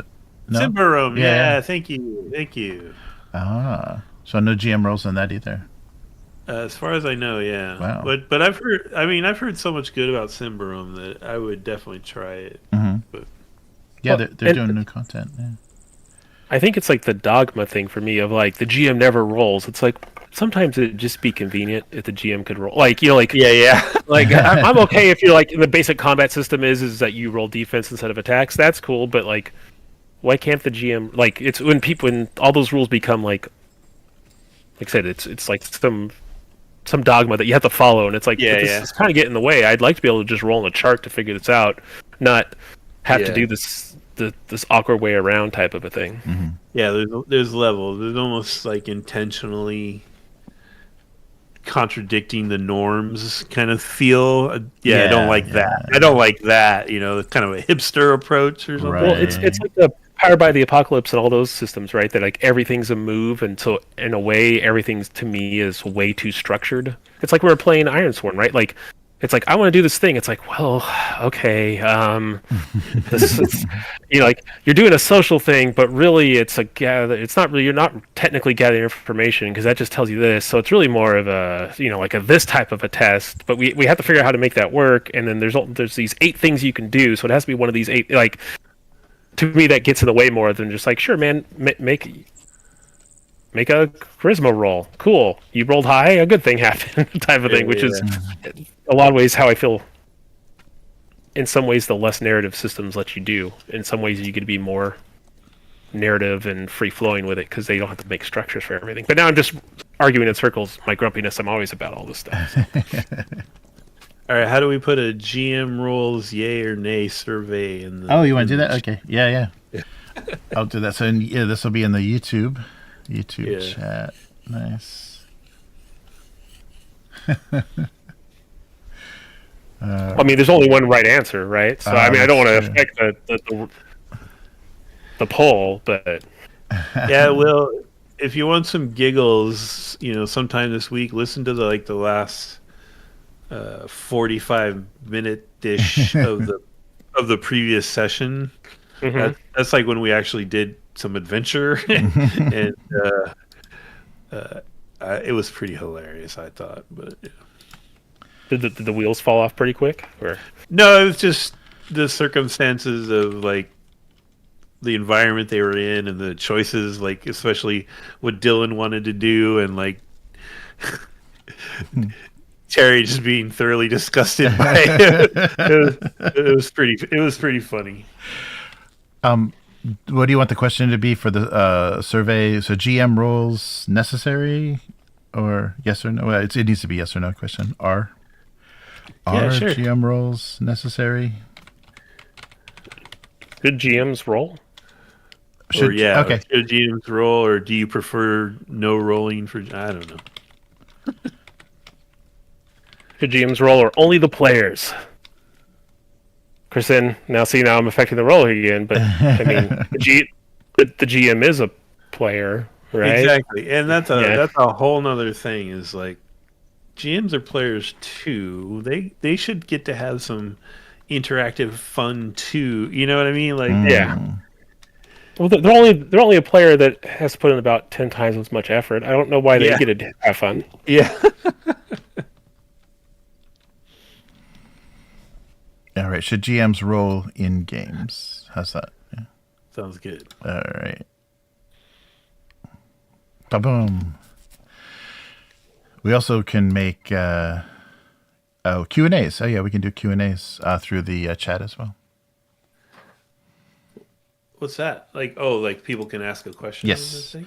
Yeah, so answer viewer questions live. Oh, that's cool.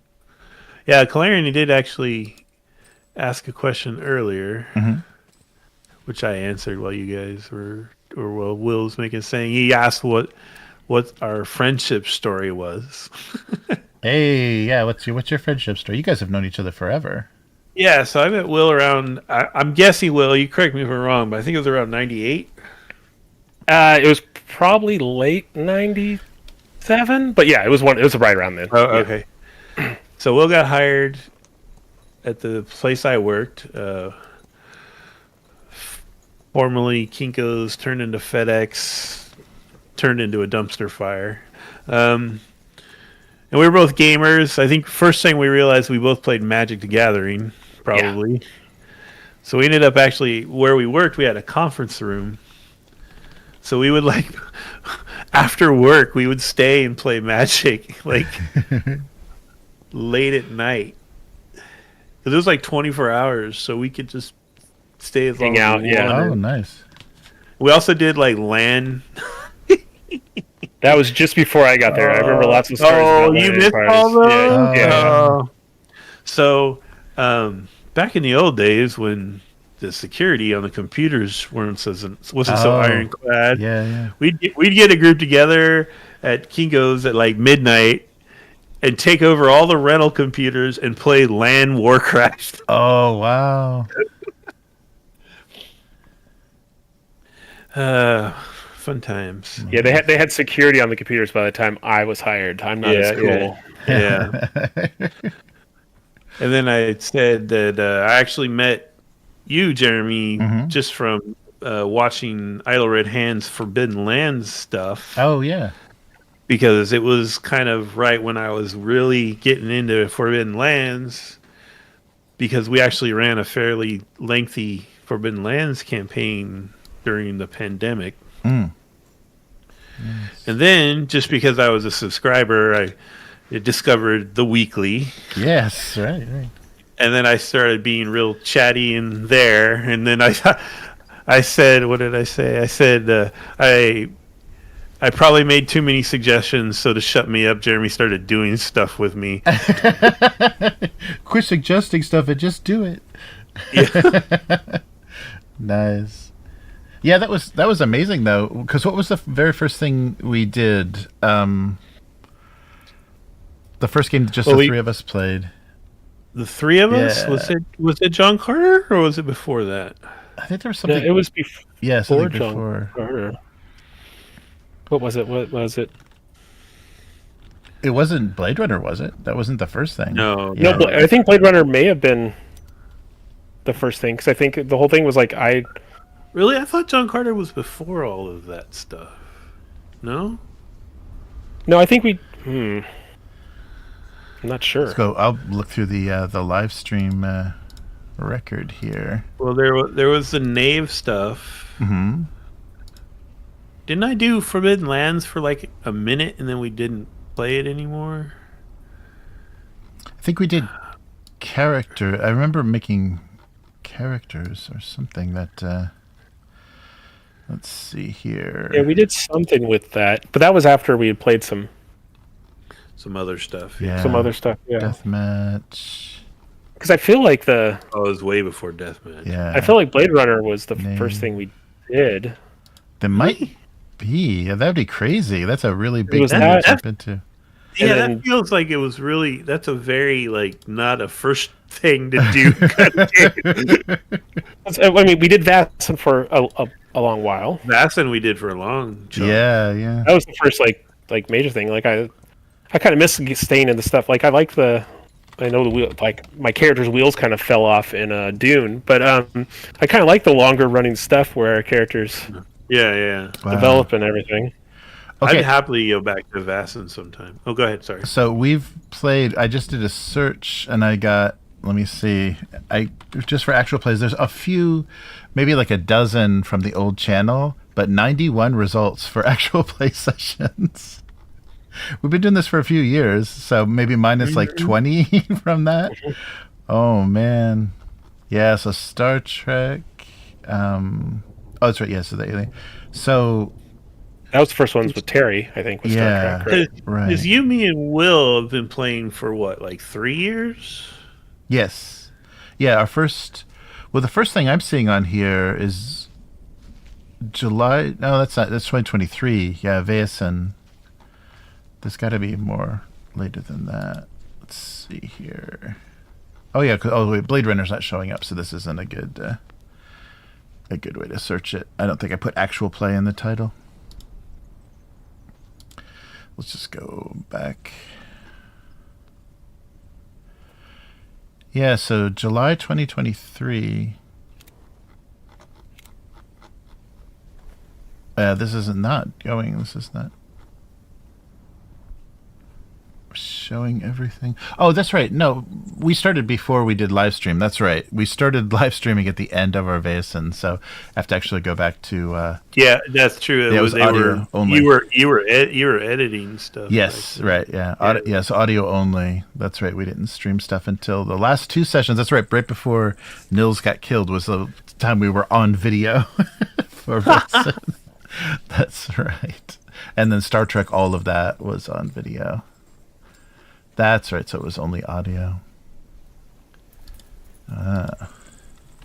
Polarian said, yeah, I went back and listened to the first Blade Runner case the other day. It's so good. Legit chills with the Aeramor reveal about his wife. Oh. Oh yeah.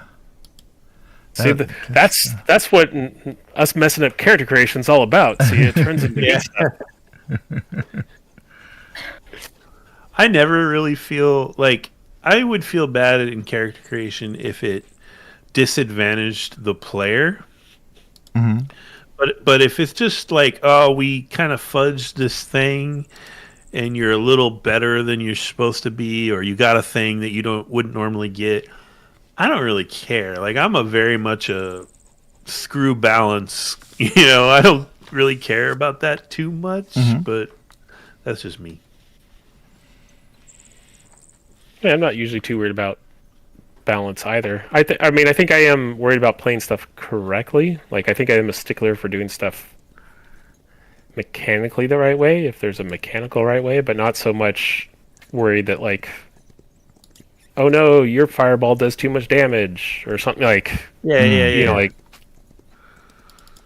Like Perfect example is like the first session we did I just blanked. I forgot about the spite rules. Oh, But, yeah. like, they literally only fought 2 combats, and it's like, it's not really that big a deal. We'll get it next time.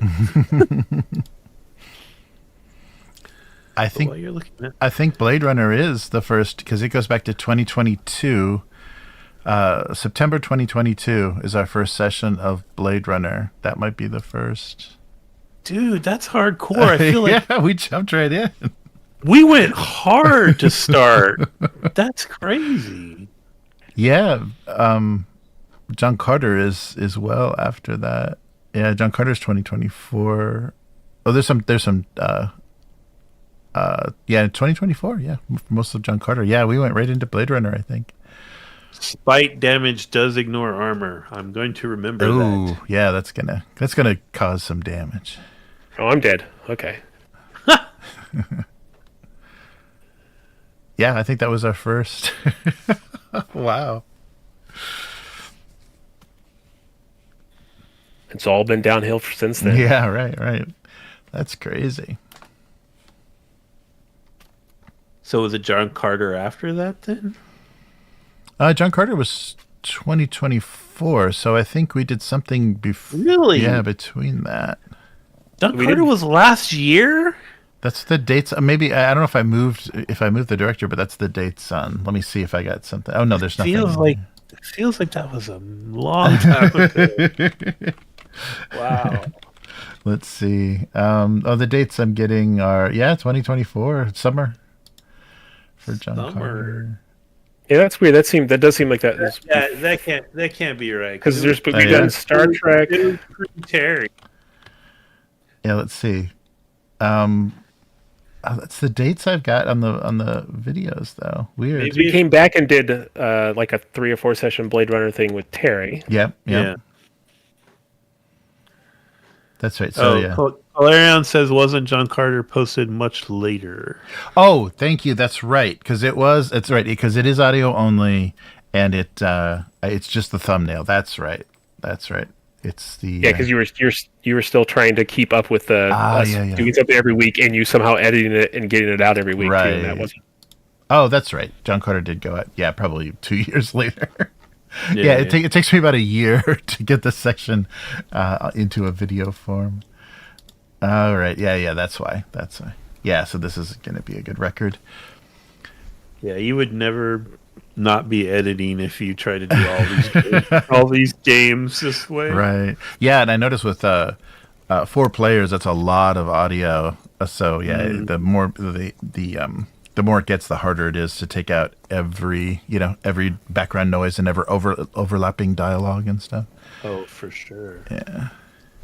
Okay. Yeah, that's right. It was re-uploaded. Oh, geez, that's right.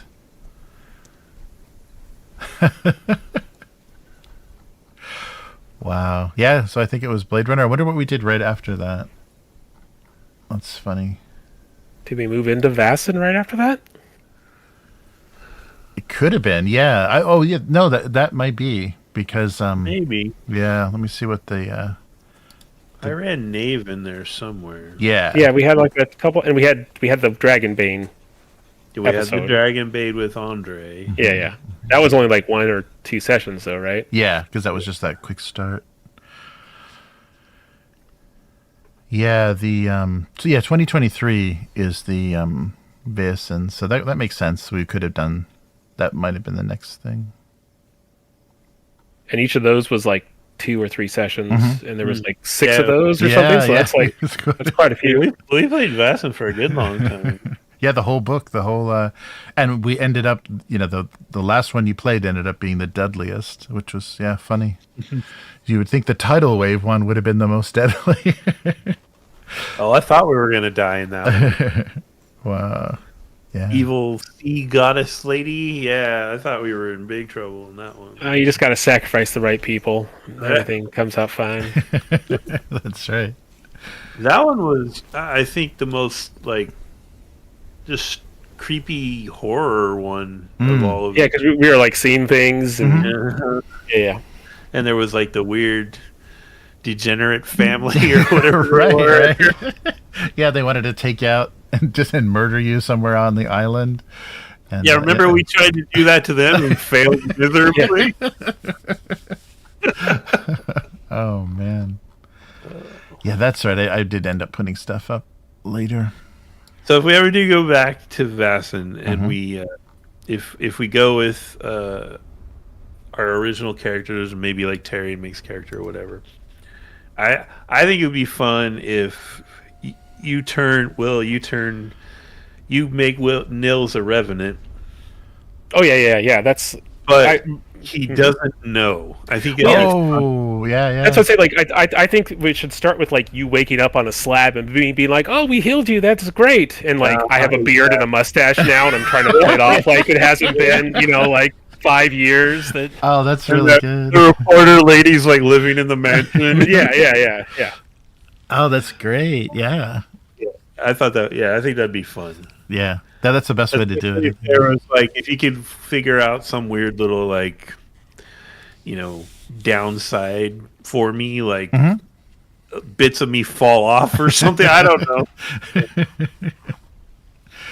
Yeah, nice. Well, it should be that we have to, like, you can only exist as long as we keep the lie running, right? That's like, Oh, right. it's like if he ever figures it out, then like it breaks. Oh, so it's like we yeah. have to. Yeah, We're all actively trying to lie all the time about what's going on. Oh, yeah. So like Warhammer Orcs. As long as I think I'm alive. Then I am. Well, That's it's like great. Yeah. what's that? It's that Nicole Kidman movie, The Others or whatever it is, where they're actually. I'm ruining the Uh-oh. twist in it. You know what it's called?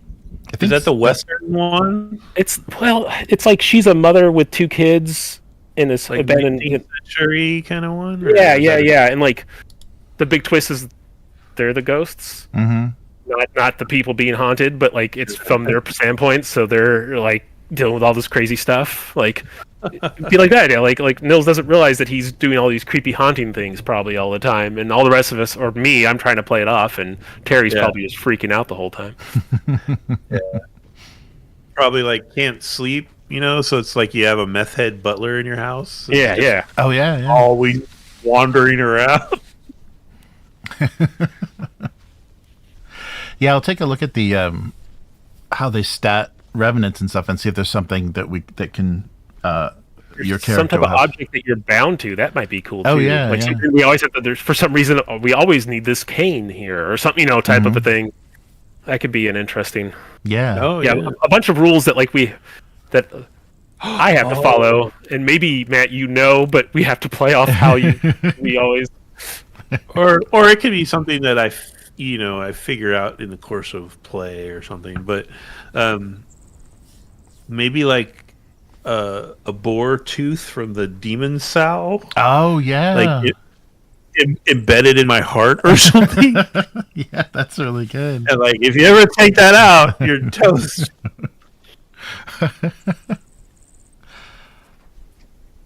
Nice. Well, we got 100% yes on GM should roll. Oh, good. Oh, yeah. Yeah, good times. Hmm. So, well, while we're here, maybe we should talk about like Abyss had actually asked on the weekly that we maybe plan a little. Oh, And that sure. was Yeah. Sort of like planning. Planning doesn't take into consideration people going on vacation or getting COVID or anything. Right. Well, I've got So- it now, so I'm good now. There's nothing to interrupt forever. Schedule's I wonder completely if clear. I wonder if you thought you had it in the past but didn't because. I've tested for it before and gotten. Oh, you have? Mm. Yeah. It's I've gotten it I think twice before, but it's always just been, I feel kind of lousy for a few days and then it goes away. Yeah, it hasn't my been worst one. Yeah, my worst one was the first time for sure. Anywho, so I figured if we finish this next Friday, Mhm. then we still have, is it 1 or 2 weeks without Terry at that point? I think that's 2 more because it's all of February. Oh, is it next all week. of February? Yeah. I think it was. Terry here next week. Terry is not here next week. Yeah, because it was 3 weeks, right? Yeah. Yeah, so we're just gonna. So this week, next week, try and really then, hard. Yeah. We're gonna try really Oh, hard. so did he not play with you guys? I thought he was playing with you guys. No, he did, but we're Okay. we're doing it kind of old school. We're gonna, this is Tunnels and Trolls. We're just Drop in and out. he'll stand in the back. Do you think 2 weeks? Oh wait, no. So 1 week, huh? Mhm. is there anything like? Do you think that Blades game would run in 1 week, Jeremy? Oh, that it would be like a single session? I haven't seen. It could. It's possible, but because the character creation is just quick, you just kind of choose your role and then just make selections on the sheet, from different choices, so that you can create characters really fast. It won't be like an hour and a half or whatever of the session, so we can jump right in. Not a super elaborate scenario, apparently. I don't think so. Yeah, I haven't gotten much into it. I was just going through the rules changes mostly so far. Because I know to my understanding, the regular game is like you sit down and you go, "What are we doing this week?" and everyone just kind of pitches stuff and then you do it. Is that how it's supposed to work for? Yes, it's like it's a heist. It's job based, like heists. Yeah, you're setting up a heist, and instead of spending the whole time planning, you get to do, and I think it remains the same in this version, you get to kind of remember stuff that you have already done. Like you're in the midst of the heist. It's like, it's a good thing I left this toolbox here. So right. Yeah, and you flashbacks. Yeah, right, cool. Right. Because one of the investigative skills in that Swords of the Serpentine game does that. I think it's called preparedness or something like that. And it's cool. like, if you spend a point, you're like, oh no, I had the candlestick here all along. So there's no scenario. It's just kind of an improv. We do a heist kind of thing. Well, I think there is an adventure. They gave you like almost everything, because you can even like role play your time in prison and everything. There's a ton of stuff for it. Wow. Let me double check while we're all on the what's in the back. I think they give you some places to start. Yeah, because it's very faction based. So as soon as you figure out who you're aligned with and then who you're working with. We're not playing Blades in the Dark proper, right? It's someone's like mod of it. Future of the city. Yeah. It's like the setting is moved ahead 100 years, and there's new technology that the darkness has held at bay under this kind of these blue sky shields. Everyone thinks the threat is gone. There's no more war. It's kind of like the 60s kind of Cold War tension, and there's things going on behind the scenes that you're getting involved in. Okay. Cool. Oh, so it's still kind of along the lines of that same system. I mean, same setting. Yes. Yeah. Yeah. Okay. Everything works very simple. But I think you said it's made by the Deathmatch Island guys. Mm-hmm. Yeah. Oh yeah. So they give you a series of cold opens and ticking time bombs to start adventures with, and they give you the locations. Yeah. So we can start with something like that. Well, if you want to try that in the Gap week. Okay. I mean, it does sound like something that I think Will and I are pretty good at just ad lib, make it happen. Mm-hmm. So we could probably do that, or whatever you want to do, really. Okay. But sometime in March or April, I would like to run the Lease with Moses, since I put all that work into setting up another old line. Yeah, definitely. I'm going to be sick that day, Matt. You bastard. And then we can always come back in Tunnels and Trolls. Mm-hmm. It is the 50th anniversary all year long. Yes. And the then whole we got year? all that. Yeah, the whole year. And then we got all that Dragonbane to do. Mm-hmm. So really, a lot of it's just going to be whatever you feel you really want to run, Jeremy. To be honest. Okay. Yeah, that's cool. Oh yeah, and there's Ironsworn too, right? Like we were. Yep. Yeah, we can always just do that in a pinch. It sounds like I think Dylan enjoyed himself, so he might make himself available on a semi-regular basis. Oh, cool. So there's always that too. Okay. Yeah, I'll double check the what they say about the playtest, because maybe they don't want us streaming it. So yeah, we'll see. I'll double check if that's okay, because the playtest materials look pretty complete. So it's not like there's anything they haven't worked out already. Yeah, and I really thought that was totally like an improv, no setting, like no pre-made story. Yeah, thing. it kind of gets you. Yeah, because you can just kind of have these little starters, and then you start clocks, and you guys figure out who's working against you, what you want to Yeah, do it about probably is more like he has hooks to give us or Mhm. something. Because we have to kind of decide what our deal is, right? Like Yes, yeah, from your what character, our yeah. what our gang is or Hmm. something. Yeah, if you're spies or criminals or yeah, there's a bunch of different kind of ways to play it. Assassins. We're all assassins. We're all murderers. And then maybe because we got a lot to do, so maybe third or fourth quarter, I'll try to trick us into playing some Swords of the Serpentine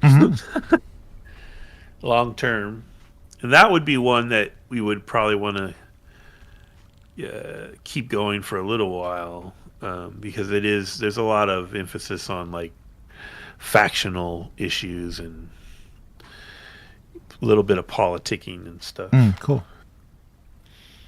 Yeah, that would be fun.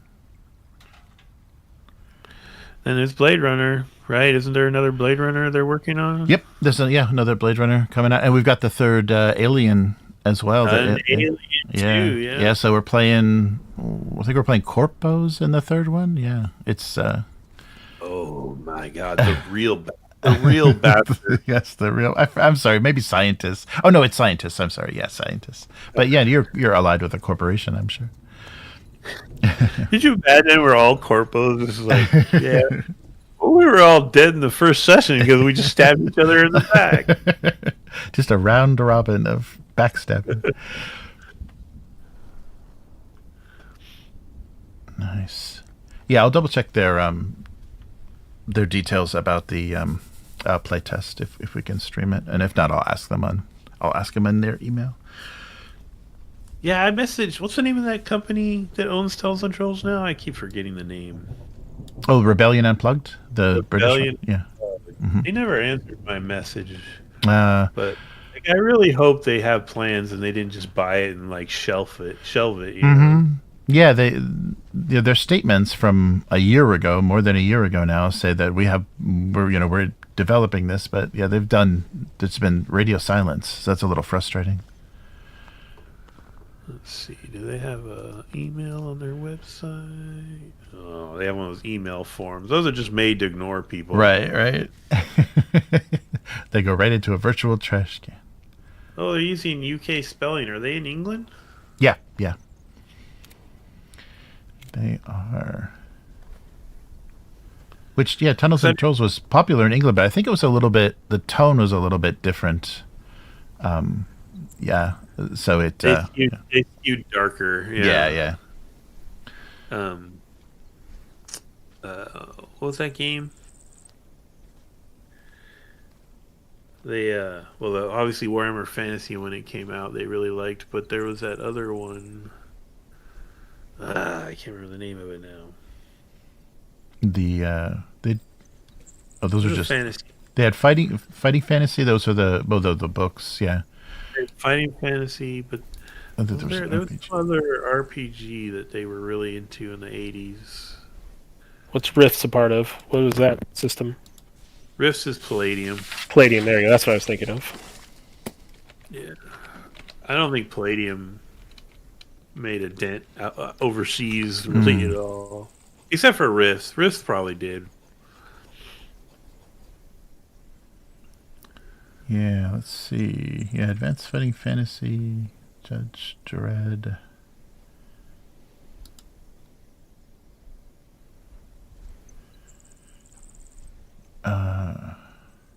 Yeah, so Dragon Warriors, they're saying 85. Dragon Warriors, that one. Yeah. Thank you. Mm-hmm. Yeah, and Maelstrom they're also talking about. I don't know Maelstrom.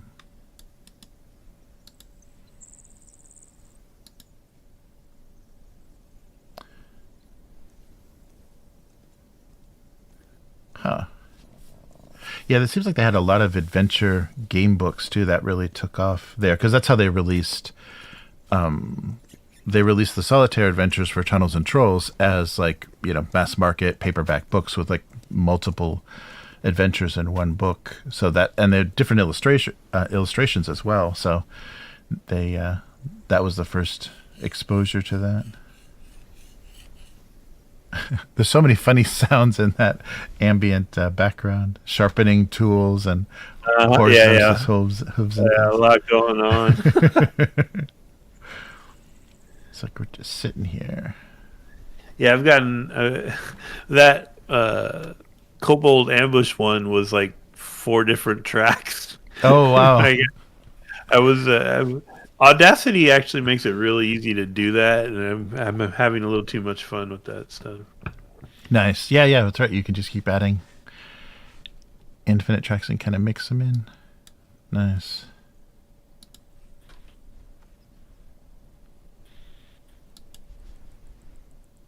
Oh, cool. Yeah, so we do have some stuff. So finish up some tunnels and trolls, and then we'll see if Blades 68 is going to be a thing or not. And then Dragonbane or Swords of the Serpentine would be good. What's this? I don't know enough about that. What's Swords of the Serpentine? I missed out on. Oh, buddy! Oh, the video's not posted yet. Oh no, it's not. Yeah. I will bring the book tomorrow, Will, just so you can flip through it. But it's a gumshoe system, but for swords and sorcery. So it's that system doesn't really have a lot of combat in it, does it? Exactly. So this is what I have learned kind of backwards from getting this game is that every version of the gumshoe system or game is tweaked for the setting. So, like the generic gumshoe is the least, it's all about investigation pretty much. This one, they made combat more flavorful and dynamic. And they also have sorcery, which is really cool. Sort of like it has like tiers of effect. So the basic tier is really predictable, so they don't have to make any crazy rules. It's basically just like an attack kind of thing. But then they have the do something crazy and it's gonna corrupt you or the world, and then you get to do something crazy. So it's pretty cool. But then they also have like they took the investigative abilities, made them more fantasy world friendly, and they gave them extra things you can do with the points in the investigative abilities. So what's a good example? So like there's leechcraft, right, which would be sort of your medical knowledge. Mm-hmm. And so in an investigation situation, it's just like regular gumshoe. It's like there's something in this scene or this room that if you have the leechcraft, if you have any ranks in leechcraft, you're going to get the core clue automatically, and then you can spend points to get more information, just like all the other gumshoes. Mm-hmm. But then they have extra things you can do with all those skills, like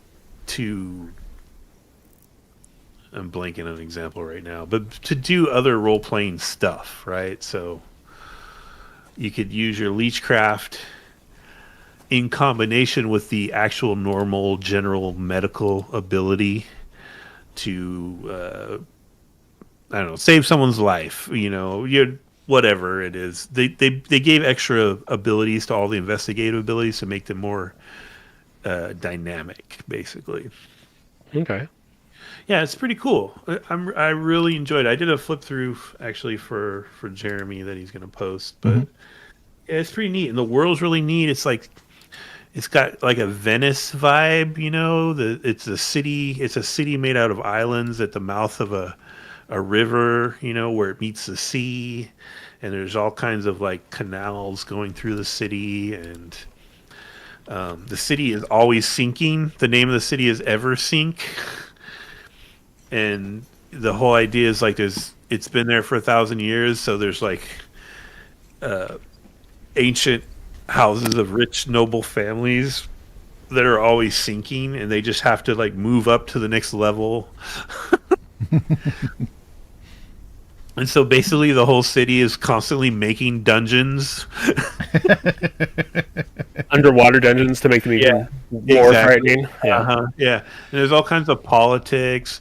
and there's a lot of small god stuff. So like the city has a patron goddess who actually raised the islands out of the water as part of a pact with the original settlers and became their goddess of commerce. And like the city is like the thriving port city. It's like the wolves are howling. It's like the trade center for most of the known world, but kind of thing. So it's a very vibrant, but it's also super corrupt. There's a lot of this stuff with like the old rich families, and then the nouveau riche merchant families, and then there's a lot of politics with the watch and the priesthood, and their government is run by a council of 13 people, and no one knows who they are. So like, one of the fun things you can do is like, 6 adventures in, you realize that your mom was on the council the whole time. Ah, that kind of thing. So you're saying I have a chance to take over an entire city is what I'm hearing. Could be.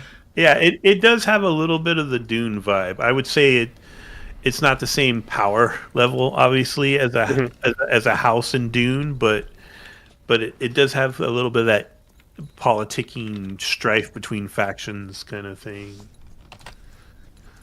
All right, I just filled out Rebellion Unplugged's stupid email form. All right. We'll see if they ever respond. What are you guys doing? Yeah, it's not like they shouldn't have started announcing things last year, if there's going to be some sort of release. They can't do that overnight. But I think anything is better than WebSphere or whoever owned the rights before, because all they did is just cancel all of the third-party licenses. That's the only thing that they did. Mm-hmm. So there is no license right now? I think right now, no, there isn't. I don't think there is. Well, if they do get back to me, that could be one of my questions. Oh, yeah. That's a good idea, is ask them, yeah, if we made some content, can we publish it? All right. I got a a grumpy doodle of Will's character. Oh. Yeah. Does he had a big G on him somewhere? It's hidden. He will never tell. Oh, you put Swords of Serpentine in the thing. Yeah, just so the stream had something to look at while we were talking.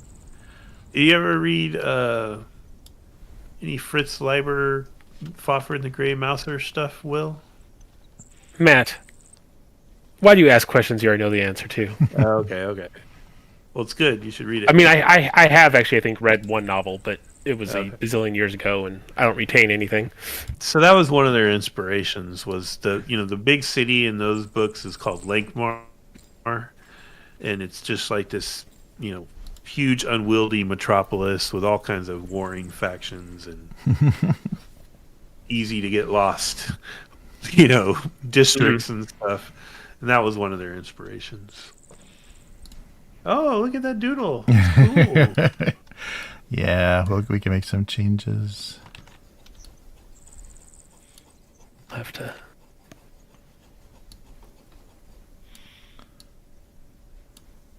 But it's trying to do thick and thin dwarves. It's hard to make them look dwarfy enough. Yeah, you'll have to scale them and make a picture of all the characters together so you get a sense of scale. You got the tall elf and the short elf, and then the two. Well, you guys are like the same height, right? Right. We got the thin dwarf and the wide dwarf. Yeah, yeah. We got all the dimensions covered. I think I'm almost too lean in that picture. Yeah. Yeah, my dwarf's looking like a little kid, so yeah, it's not easy to get that to work.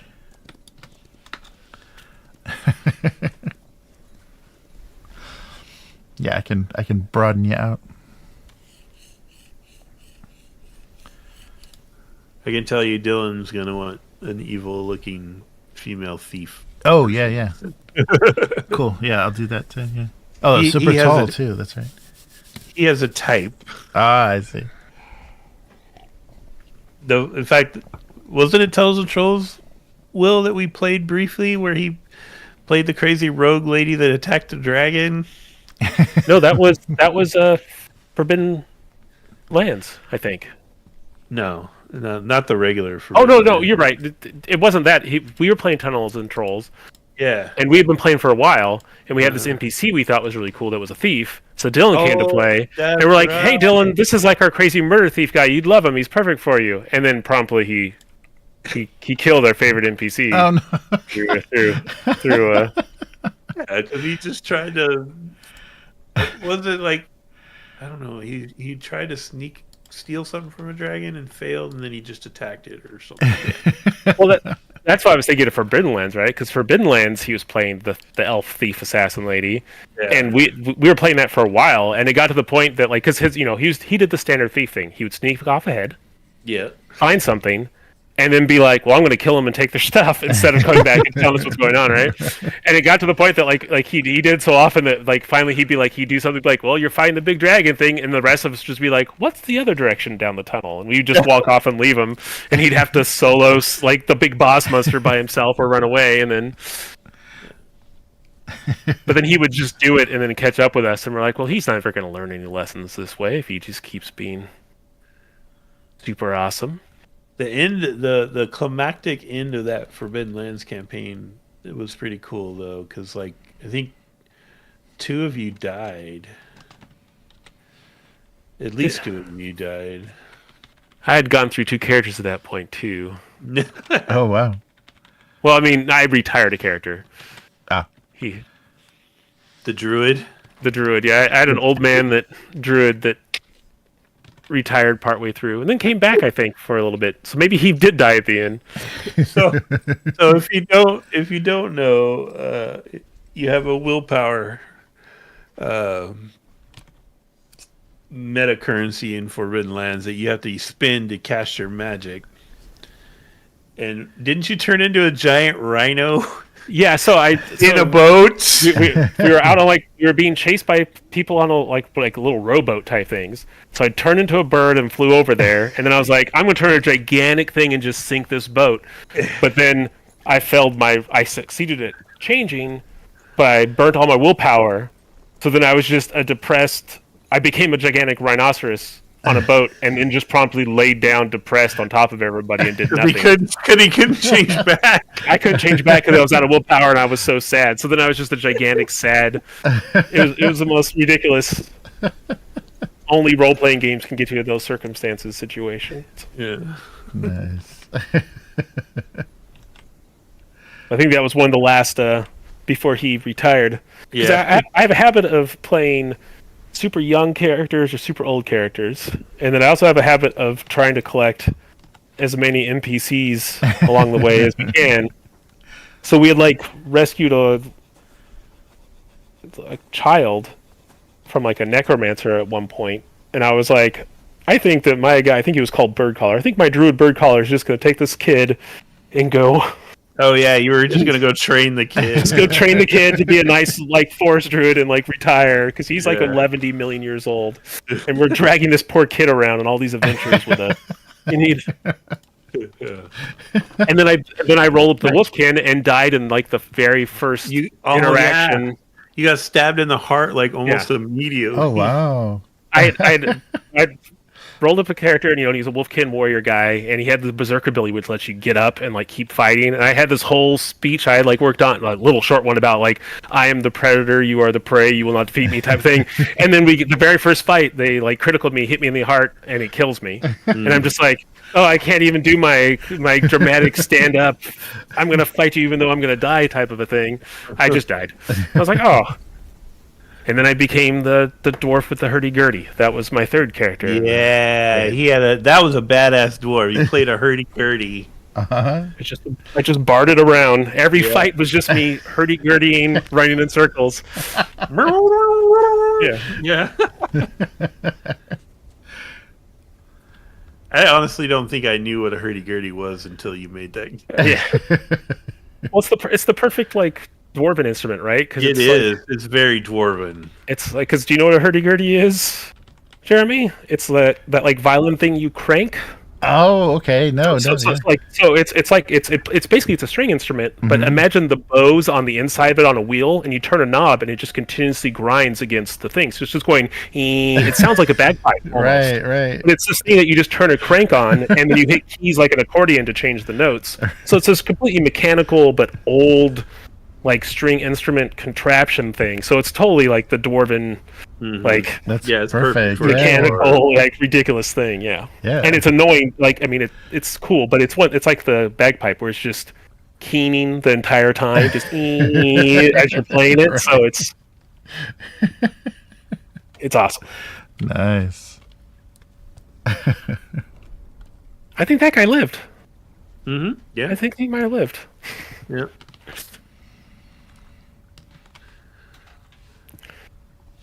Ah, good times. Yeah. Making characters and dying. The good old. I think that's what I like too. I would like for us to maybe we could figure out something, not to get put to you guys too under much pressure, of like a long ongoing campaign that we play for like 2 or 3 weeks, and then do like the 1 or 2 short session things and come back to, because I like the longer form. Have time for our characters to actually. I agree. Yeah. Become something. I agree. I think that worked good for, well, Dune, of course, and Yeah. then And John Carter was That- interesting too. Yeah. John Carter Yeah. and Vastin. Yeah. I'd be totally down to later in the year to do that with Swords of the Serpentine. Yeah, that would 'Cause be I a think good it'd one. be- Yeah. I think it would be fun to, because that would be a big session 0, right? Because you can't just make your characters. It's so based on allegiances and enemies and stuff that you guys would really need to hands-on figure out, okay, what is our deal? Are we all lesser members of a powerful old family?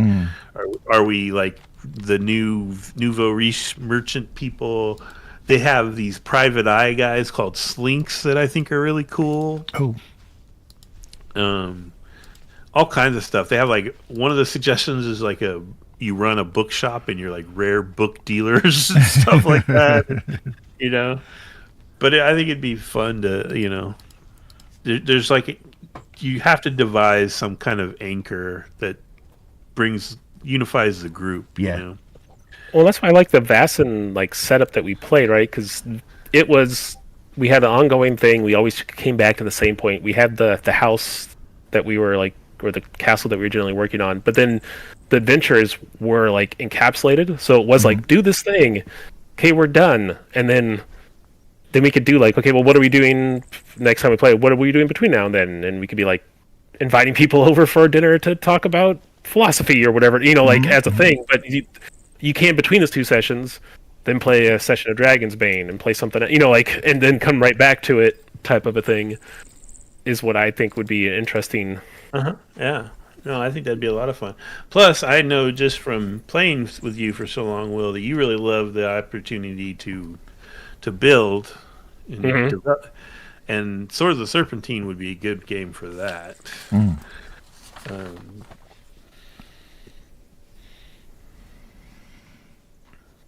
Well, the cool thing about it is I feel like people can be as bought in as they want, right? Like if me and Jeremy are really into it, or me and Terry get really into something, we can talk about that and figure it out. And everyone else is like, cool, I just want to show up and stab bad guys in the face. It's like, cool, well, this is what's happened in the meantime. Cool, let's go stab them in the face. Yeah, every group has those people. I'm rewatching The Expanse right now. And they have you seen The Expanse, Will? I watched the first few episodes. It bounced off of me for some reason. Try again. It's good. Damn it. Anywho, one of the crew members, this guy named Amos, and he is kind of like their Jane from Firefly. Like every group needs that guy who's just like, I'm here to fuck shit up. You guys go ahead and do your little shenanigans and let me know when it's time to fuck shit up.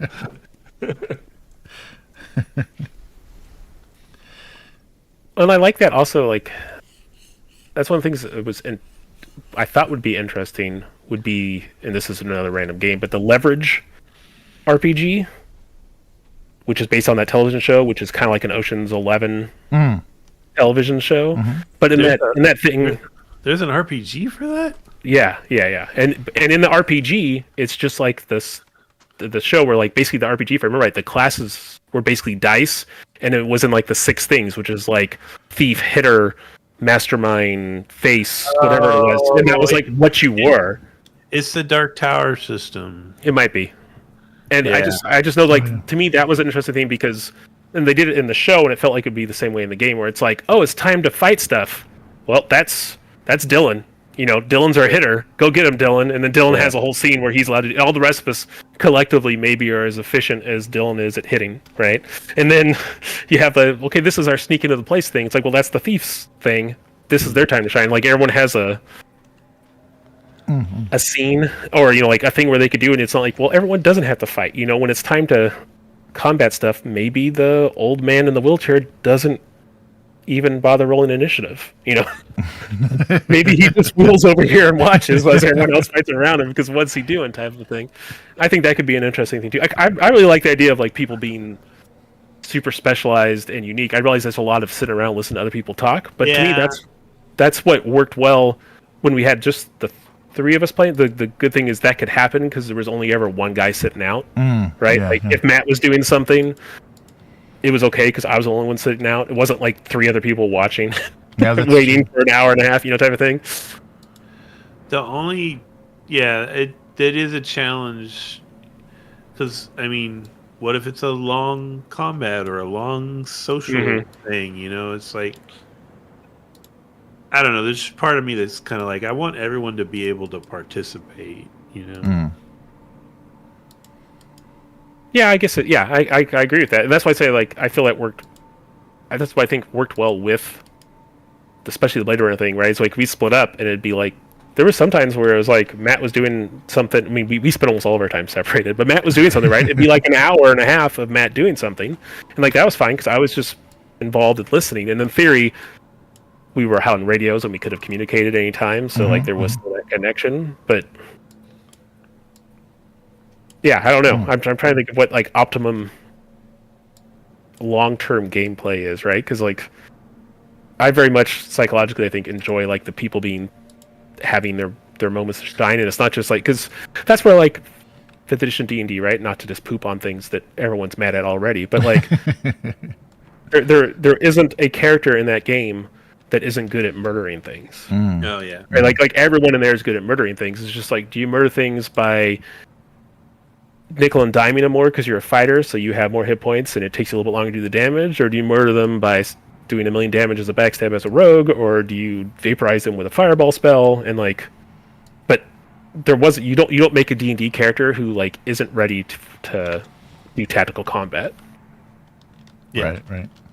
And I wonder, like, where I feel like in Blade Runner, I mean, you're never going to be completely crap at like shooting and stuff like that, but you could very easily be a character who's like, no man, I cannot fight, right? Like I'm when we get in the fight, I might be rolling initiative and might be shooting my gun, but you're the one who's doing it, type of a thing. Oh yeah. Yeah.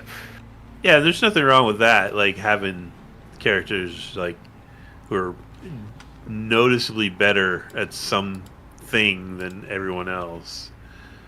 Well, it's how I feel that Gumshoe maybe kind of is, right, with the tests, because you're just like, this is my thing. Because again, I'm throwing it back to that Leverage television show. Like the guy who was the fighter in that, I don't think he lost a single fight in the entire show. Oh, wow. Like like the whole thing was when he was fighting, he won. That's what he was there for. So then all the drama around him was like, okay, but now he has to put on some glasses and pretend to be a computer hacker for this scene. So now the hitter guy's out of his element, type of a thing, is what made it interesting with him, type of a thing. It wasn't ever like, oh my god, is he going to fight? Is he going to win this fight? It's like, yeah, that's his. He's going to win the fight. It's the other stuff that goes on. And same thing with the thief. You never like, oh my goodness, is the thief going to be able to climb this outside the building? Like, yeah, she can do that. That's what she does. Like, it was an interesting, like, where the drama was at. The drama was always in, them basically being out of character or out of position, basically, and what that did. And to me, that's what I guess. Yeah, like it'd be interesting if they could. Now I'm just me rambling about stuff, but it'd be interesting if we could find a system that's like, oh, you're the wizard. Well, if we need to know something magic, you know it. The interesting thing is what happens when the barbarian has to do this incantation to stop the great demon from being summoned. That's the interesting thing, because the wizard's just going to do it. Gumshoe is definitely tailored that direction, like, because the whole idea of making an adventure for a Gumshoe game is like you kind of map out core clues that will lead you places, Mm-hmm. and so it's not going to always be any character has a chance to find the clue. It's going to be, our person with the knowledge of corruption, is actually in the bazaar trying to buy some poison, so we don't know what to do. Yeah. And just the fighting thing made me think, because you can spend your general ability points in Swords of Serpentine for bonuses. So like someone who deliberately makes a fighting character, if they want to win a fight, they will win the fight. But they're spending the points, so it's like a decision. Am I gonna roll and just fight this over multiple rounds, or am I just gonna spend the points and flatten this dude? Yeah, because I think for me it's like it's the Worf effect, right? Like why does Worf never get to beat anybody up in Star Trek, right? It's like he's supposed to be the best warrior guy on the bridge, and every episode they just have to knock him down to be like, no, this guy's really a threat. Look, Worf got beat up. And you're like, I'm not even sure Worf can fight, to be honest with you. I've never seen him throw a punch. That was a crush they fell back on way too much. So yeah, I like the idea of like again, the super smart guy not blowing the knowledge roll, and then the stupid barbarian guy being like, well, I rolled a 20 on knowledge, so I know how to solve this problem. I'm like, Yeah.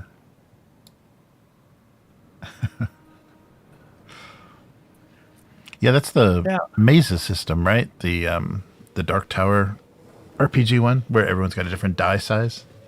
Mm-hmm. They've used that for a few licensed things now. Interesting. Yeah. You sent me that PDF, and I looked through it, and at least the Dark Tower one didn't seem like it had much meat on the bone. Yeah, there wasn't a lot. Was not a lot to that one at all. Yeah, it seems like the whole what they did with that license wasn't anything amazing. That's too bad. Yeah, because I was hoping, because they were expanding the world and then doing an RPG, but it was just kind of put out there.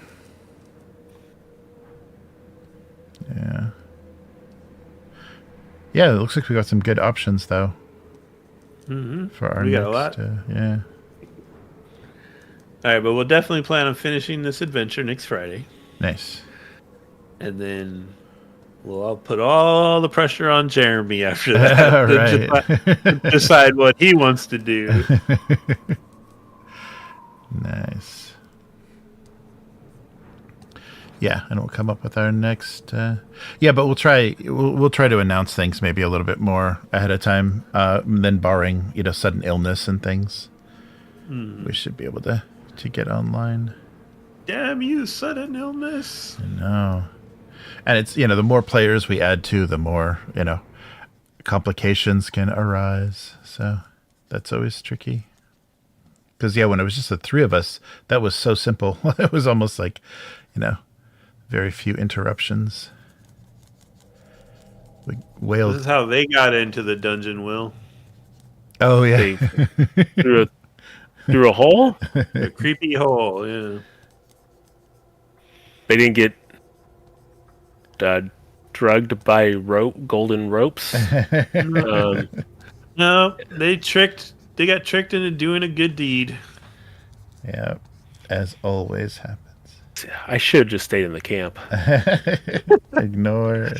You start shouting, "Hey, quiet down over there! Trying to sleep. You know what time it is?"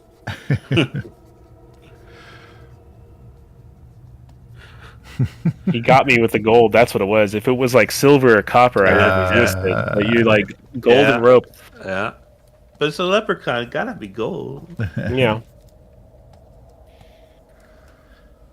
Damn leprechaun shenanigans. I'm telling you. They're up to no good. Nice. Yeah, I'm glad we got a leprechaun in there, Matt. Thanks for including a leprechaun in the in Will's entry. Yeah, but I'm cheating though because it's not an actual leprechaun. Oh, all right. It's a red cap. Oh, that's right. That's what you said. Aren't those goblins? Not in this one. That's Red caps might be goblins, might be dark elves, might be evil leprechauns and tunnels of trolls. Hey, I'm glad you didn't kill me. That's good. Dip his hat in my blood or whatever. That would have been unfortunate way to start the session. Well, you failed that save, so your character's dead. Make a new one. That's a good session 0. Oh well, I would have just rendered you unconscious if things got out of hand. Saying I'm immortal and cannot die? Because That's going to change how I play this game. It was literally this, or we don't explain it at all, and they just find you in the dungeon. But that didn't seem like fun. I'll see, but then that lets me be potentially a bad guy. Oh, yeah. Oh, what's this? that's the wall of dwarf that the party will be standing behind. Oh yeah, you should draw 2 more people behind them, and one of them you should only be able to see their knees above their heads, like if you got the picture. That would be awesome, actually. Yeah, especially the 7 foot tall. Yeah. I like that. That's cool. I like that. The team spiked shield. Yes. I think my guy looks a little. I don't want to complain. My guy looks a little too happy, but I hear what you're saying. That's right. He's Gristlegrim. He should be more grim. Yeah. Yep.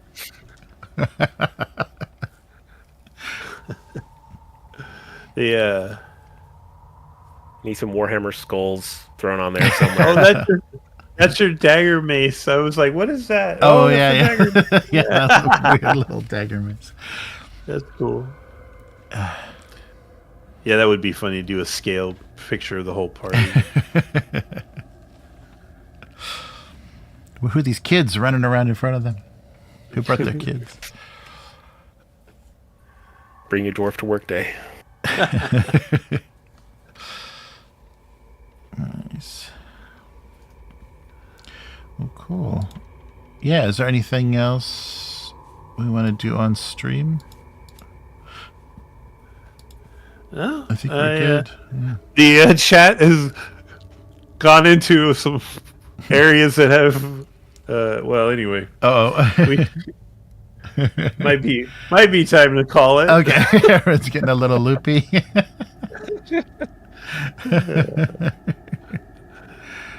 Nice. Abyss even retracted a message. He must be practicing self-restraint. Uh-oh.